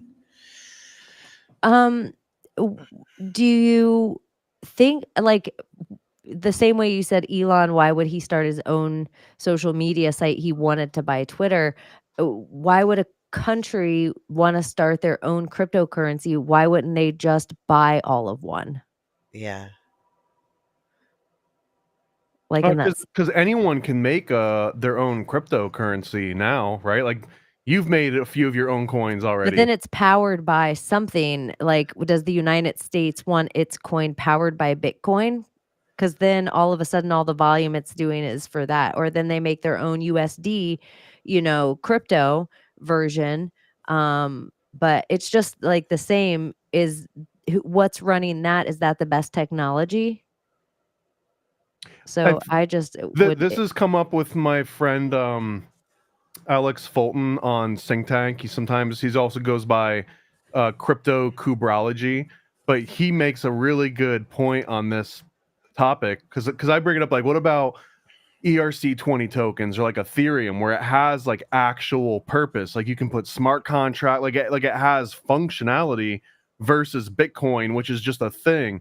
And his really good argument on this is that Bitcoin does one thing really well, and that's all it does. And it doesn't try and be this weird Swiss Army knife that, tries to have smart contracts and like special programming built in. You can make little like crypto kitty sort of like what were like the crypto, I think they were called crypto kitties, like the little cats that you would make out of NFTs and stuff. But that Bitcoin just focusing on one thing might be its strength. And that's the same thing I would think in some of these like government digital currencies is they don't need it to have any actual function, just like the fiat currency we have now doesn't have any actual value to it. It's literally just a placeholder to force someone to give back to you to enforce tax. So I think that's exactly how it's going to continue to be, especially even after the government adopts it. I don't think so. Not Bitcoin. It's that's just a test run. Their technology is like old internet. This new technology with these new coins, they're like backed by things. So that's like the future. Like they're all adapting to this one idea. And Bitcoin, I feel like it's like the trial run to see how this crypto world would look. But it's I don't disagree with that. I think you're right, but I think the next step too is that once Bitcoin gets phased out, once there's something new to replace it because it's got all these new bells and whistles, at that point cryptocurrency will just be for computers to talk to each other and to spend money with each other. And at that point humans will almost be completely out of the loop. Like we won't be buying that new currency anymore. We won't be fast enough to like interact with that market. It's going to be traveling at the speed of electrons, essentially. Isn't that so wild to think about too? It's like the closer we get to the digital age, you are eventually competing with algorithms in a game they created. And like they're computers. So there can be 4,000 things jamming up your one trade that's all from one single stroke. Essentially just DDoS at that. And this is also going to be the next evolution of tip culture. Because anyone that's ever traded like Ethereum or ERC20 tokens or dealt with like gas fees, right? You can pay extra for your gas fees to make sure that your transaction gets part of that next block of transactions. And if you don't give it enough gas, it kind of just like sits in this waiting hall. It's almost like doing like an Instacart or like an Uber Eats where like you list your tip's going to be like 4 cents or something. It just sits in this no man's land until someone desperate enough grabs it and delivers it and takes that crappy tip you're going to give them. That's kind of how gas works in Ethereum network. But that's kind of this new tipping culture where now it's like, I'm gonna pay this, I'm gonna tip you $20 to make sure you actually bring me the thing that I just ordered from you. Because if I don't, I might just be sitting here forever waiting for you to bring it. And that's a very real iteration of that into this digital world. I know. It does seem like commodity backed has to be everything with the next stage of digital currency. Like what happens, for example, if you take that same concept and you're like, well, I'm willing to spend $6 a gallon of gas if it means that I get to pump my gas before you get to pump your gas. And then it almost turns into a game of like, how much money would someone be like, imagine even when like the hurricanes come through, Florida has laws where they're not allowed to inflate the cost of gas over a certain, like, I forgot what they call these laws, gouging laws or something. Yeah, or like scalping laws or something. But imagine a world though where that was the norm, is that when you went to get gas, whoever was willing to spend the most for it got to fill up. So if there was a line, you're like, I'll pay $20 a gallon. Now all of a sudden, bam, you're in front of the line. Or more realistically, the little drone gas, bot would like fly next to your car and fill you up first. I think that like that's probably a next iteration of all this too, especially when it's all just like crypto based. And you're bidding on things. So then if everything's coming in your Uber or you're leaving in your Uber or your Tesla car is driving for itself, because probably before 2030, I imagine the entirety of the Uber idea will be taken over by driverless cars. Waymos, right? Donut talks about those all the time, and they've got them in Phoenix or Scottsdale or something, but a bunch of cities have these Waymos, which are just these self-driving cars that you pop into. And he goes on this tangent that I can't even try and like paraphrase, but essentially that these Waymos are making money. Like someone bought this car and they fitted it with all this auto driving stuff, and it takes on clients and it charges you and it drives around. And at a certain point, that Waymo will become profitable. It'll no longer be a thing that costs money, and now it's just generating money. And if Waymos get smart enough, after they earn enough money, they could themselves buy another Waymo. And like now all of a sudden the automated cars are setting up these automated fleets that are just generating cash for them. So you might buy a Waymo, and then once the Waymo breaks even, it buys itself a Waymo, and then it breaks even, and that Waymo buys itself a Waymo. Like it's Waymos all the way down. The Waymo scheme. But that's kind of where it's like, if everything's driverless eventually, you're pretty much putting train rails everywhere. It's like they can get anything from anywhere, like a computer system running. I don't know. It's crazy the amount of free time taken from us that will presumably get back, but that free time is being filled now with like Candy Crush and Plants vs. Zombies and scrolling X, or constantly on every social media app, or constantly having to like, nobody can like even keep an attention span in conversation or on a podcast without playing on their phone. My son's texting me, asking if he can stay up longer, and I'm like, I do it too sometimes. I'm guilty. Like, how hard is it to like poop without a cell phone now? Yeah, so it's oh my just like, gosh, right? we're in like a state of the world though that it's like everybody's getting this massive amount of free time back, but then to fill it with what? So then it seems like this idea of boredom, where every generation you go back, that's a more ridiculous word to say.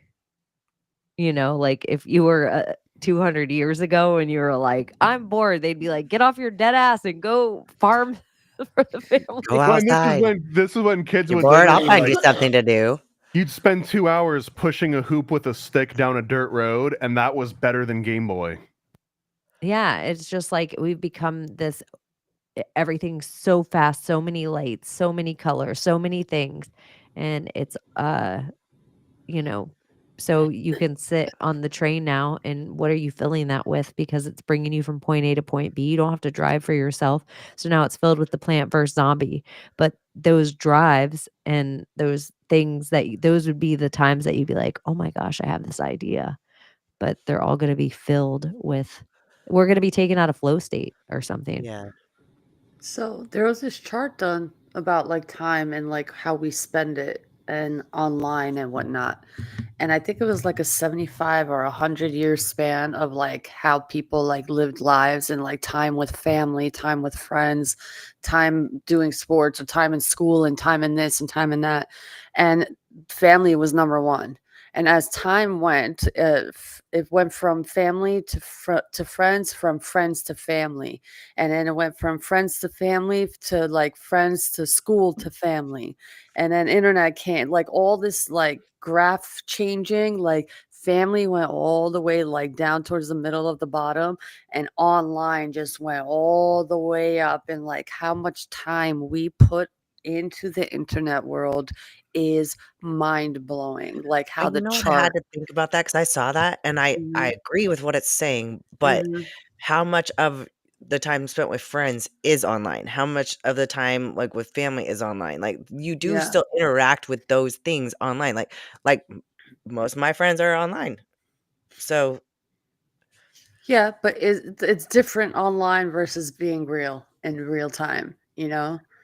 Like the it only is, but I times mean it's like how the conditioning of everything changes, like, oh, family is like, ah, whatever. It's not important anymore. Like your goals are more important than spending time with your family, working this job and blah blah blah, and spending more time with your family. And then we have our traumas, why we hate our parents because they didn't want to pay attention to us, but they have a standard in society. If you don't reach your goal, you're a failure, and all these fucking conditions. And it's just like mental chaos when you think about it. So I don't know. What is important is a question for everybody. And that's a personal question for everybody. Is it time? And like being online, like if your friends are online, it's Yeah. one thing if you're spending time with your actual friends in an online setting. yeah, Yeah. It's a whole nother thing to be scrolling some app aimlessly because you happen to know a yeah, couple of the people on it and say you're hanging that's out not with the your same. friends. That's not Yeah. It's like that's kind of like the idea of how we get that, oh, I thumbs up your picture. That means I just hung out with my sister and her kids because Yeah. I thumbed just no, that's not the same. no, But it's equivalent. That's Like it's like, that is a hey, this is comforting the same thing. amount of dopamine it gave you thinking you showed up. But really there's no time, like everybody's just aimlessly scrolling, but everybody's algorithm, we all think, and my new thing is like we think our algorithm, we built it, but I think we gave it all the information to build the algorithm. Now the algorithm has a goal with us. And Yeah, so it wants to get us to start seeing and being and doing something. And it's not the thing, oh, Chaney's going to spend the most amount of time loving or hating this. Let's show her this thing. I think the same way as TikTok has an app to make all your kids pot eaters. I think, it's like a real thing where in China, it's teaching them how to be like more tactful and more, creative and more like they're getting all these things to like up their level. I think all of our personal algorithms is trying to get us to do something more than just it's trying to guide a new way we're thinking or dissect a way we're thinking or but it has a goal that I do think is nefarious. I don't think it's trying to make like the best version of Chaney. It's not helping me do that. It's like here, I feel you on that. yeah, I don't know. I just when I look into all the pictures that I'm like, I never even spend time on this app. And when I'm on this app, I only see these 4 people. And mhm, then I'm off this app. But if I go over to the reels of like if I were to just play and let Instagram feed me in my MK Ultra state watching acid, um it would be quite a wild experience that I'm like, what is this? What is this nonsense it's trying to get me to like? You'd think it'd just be like conspiracy after conspiracy if it's really based on the shit I'm looking up, looking into, but it's not trying to get me to do that. Mm-mm. There So was I can't remember the full thing, and it's worth looking up for anyone that hasn't seen this before. But if you look up a talk from Terence McKenna called "Culture is Not Your Friend," it constantly plays back in my mind whenever certain things, and like social media is one of those examples. And when he talked about culture, you can apply it to like social media. But the premise, I'll try my best to paraphrase it, was that people get so convinced that like culture is this cool thing that they can use to share with other people and build these networks and friendships over. But culture ultimately is not your friend, because all it does is it tries to commodify you. It tries to put a really convenient label on you, not for your benefit, but for the rest of the world's benefit. So it knows what product to sell you, what, flavor of soda you might be easily marketed to, what kind of shoes you might want to wear. That's essentially what culture boils down to. And I think that's the same thing when you talk about like social media and like interacting with people, and like all of that is the original promise, I think, was that you feed these algorithms all your favorite music and movies, and at some point it's going to be like, here's the perfect thing, like this checks all the boxes for you. That's the whole reason that you want to tell it what your favorite color is and what Game of Thrones character you are, is that eventually it's going to suggest you like the dopest, coolest thing that only the algorithm would ever know, because it knows all your weird kind of fascinations. But really, all it's doing is it's categorizing your behavior and saying, what's the thing that I can sell you? Like what is the most likely chance that you'll buy this album that I push in front of you, or this product? And it has nothing to do with your taste. It has everything to do with how convenient you're making it to like other things to market to you. I don't know. It's well worth looking up if you've never seen that. Terence McKenna, Culture is Not Your Friend. I think it applies here perfectly.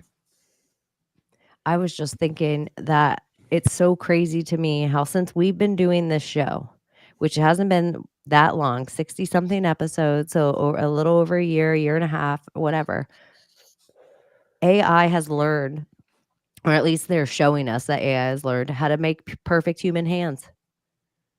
Yeah. But compared to just when we started the show, all the hands that it would pull up, everything was like lobster claws, and how much of that is fake, of them being like, look at AI is learning this with the help of you guys. Yeah, pretty much. Because they already have like a perfected AI like already set up. Like think of like 20 years in advance AI, or 30 years. They have a whole fucking spreadsheet of inventions ready to lay out. Up. Something, and when I felt like, oh my gosh, I feel like we've had this conversation, like real things are happening to me in my life of like the past couple of days where I'm like, oh my gosh. And when Thomas said that Elon's the type of troll, like the type of person always to be like, haha, that was all AI the whole time. When you look up those Tesla robots, even how they walk and stuff, and we're like, oh, that's Joe Biden, it could very well be Elon everywhere. Even I feel like the jump on stage with Trump, like to me, they showed us those robots, those Boston Dynamics robots, like mink. And that's what I felt like we watched Elon. Mink. It just feels like it would not be far-fetched to me when we're waiting.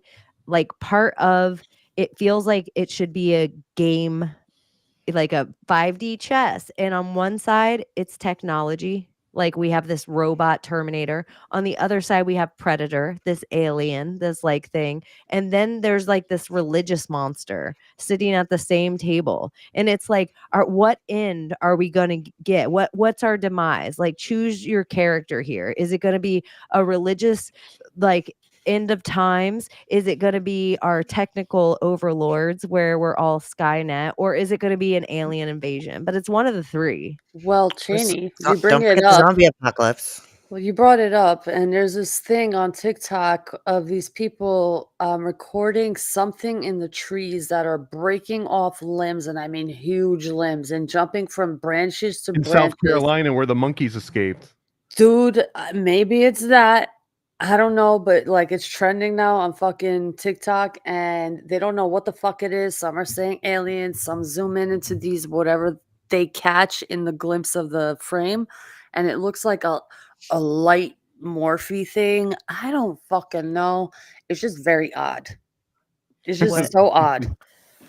It is so weird. It is so odd. Like you see these branches falling, you see the branches moving, and you're just like, what is going on? And it's at night, and I don't know. This is Leprechauns. unexplainable. It's weird. Bacabra. It's the There's, or the there's leprechauns fairies in the tree. or the fae. Do you think? I don't know. Do you what are your thoughts on Mel Gibson and like even signs like, oh, you guys will still have your religion and stuff, but there are aliens. I don't know. I think they're. I don't believe it. Even through I can't. portals. Aliens invalidate any religions? I don't know. That it would just be like, oh, we have the same God, and then really it would just be like, well, maybe if they said man was made in God's image, those other people are like those other beings. It would just be the question: are they God, or do we look like God, or do they look like God? Or do they have their own ones? Just like even the 10 Commandments, right? You'll have no other gods before me, meaning that there was even acknowledgement that there were other gods. Lowercase gods. You The see fallen. that? You see that? You see that? I'm telling you, I try to explain this in the Islamic world too. Like, you can't be saying like there's no other gods before me. It's like you're validating that there is, so there probably is. So is this like a fight for like who's the god or the god, the creator? That's why I don't like names. I just like to whoever created this entire realm, that's the god. Like the demiurge. Whatever it is. I don't Thank know you, what it is. conspiracy extremist, for the super chat. I don't know if Rumble comes up on the restream. And it's one of the number one reasons I want to move into a different platform is because X comments don't come up for me either. So I don't see them till afterward. And it seems like I'm ignoring X comments. I see people, but I don't see it till afterward unless I have X open somewhere. But I do know there's streaming platforms that have it all. But I haven't gone over and read the comments for a while. So we probably I think all should. StreamYard might show X comments now. Dude, YouTube last week, I was trying to reply to our Sunday episode. I was trying to reply to somebody, and I replied 4 freaking times, and YouTube wouldn't let me post it. It's frustrating. Yeah, I will go look at those comments though. And I'll write some YouTube or down. X? The ones on Rumble. Rumble doesn't show up Mm. at all. And that is a damn shame. That is Yeah. a damn shame. Or I need another computer that just has a screen on it that has the X and Rumble open so I can see them at the same time. But we appreciate you on Rumble and Thank X out you. there. We love you long time. I don't know. It's so horny.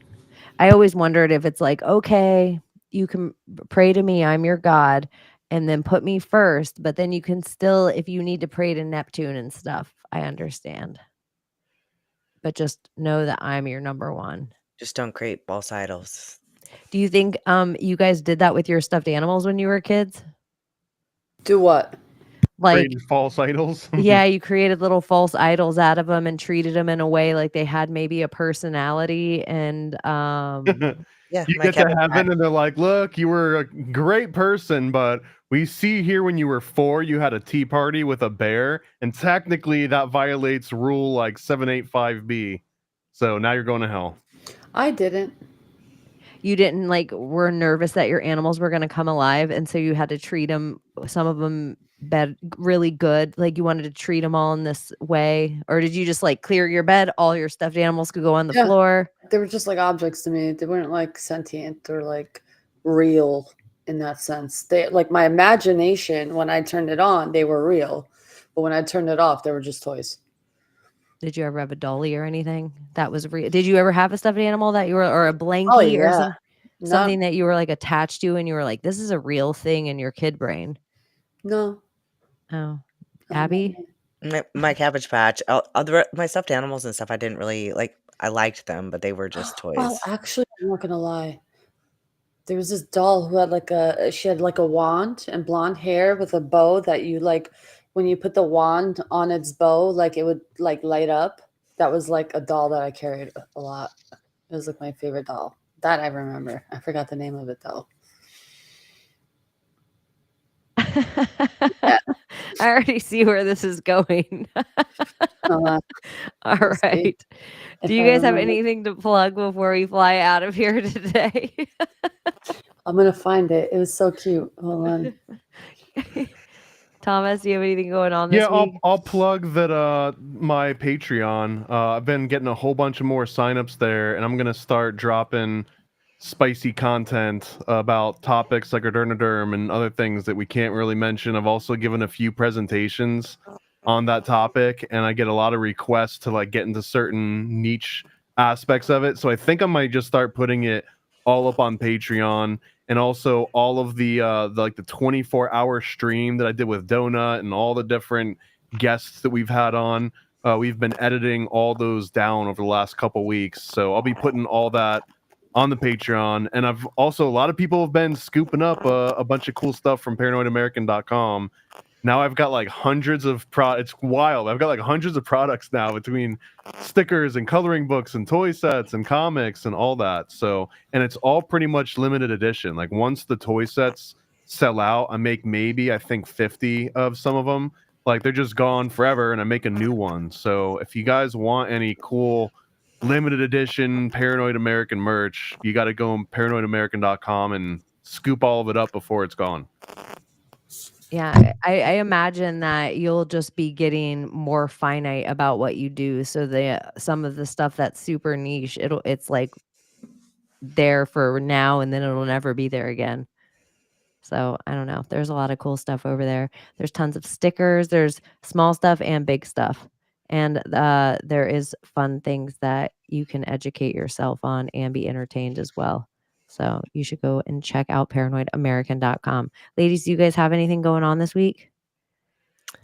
I'm packing up my house and Oh my moving. God, so- conspiracy. Thank you.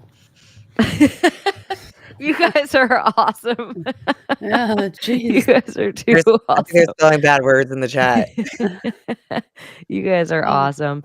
We will be around Sunday, so we will see you before the new year, and before our chat gets out of hand.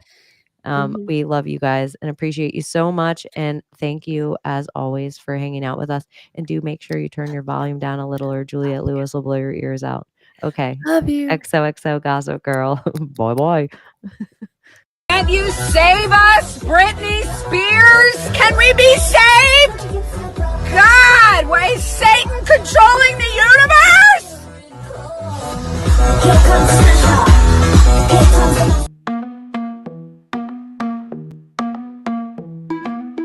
The world we used to think we knew is constantly exposing woo. Our possibilities come true. So what we do is call out to the good guys, good guys. Witches, widows, MAGA, mystics, entertaining cunnilinguists, good guys. The forum of the quorum needs a secretive society to advance our philosophies intentionally, magically, good guys. Conspiracy, sex, culture, making it's okay to change your thinking, good guys. Good guys, good guys, good guys. The world we used to think we knew is constantly exposing woo. Our possibilities come true. So what we do is call out to the good guys, good guys. Witches, widows, MAGA, mystics, entertaining cunnilinguists, good guys. The forum of the quorum needs a secretive society to advance our philosophies intentionally, magically, good guys. Conspiracy, sex, culture,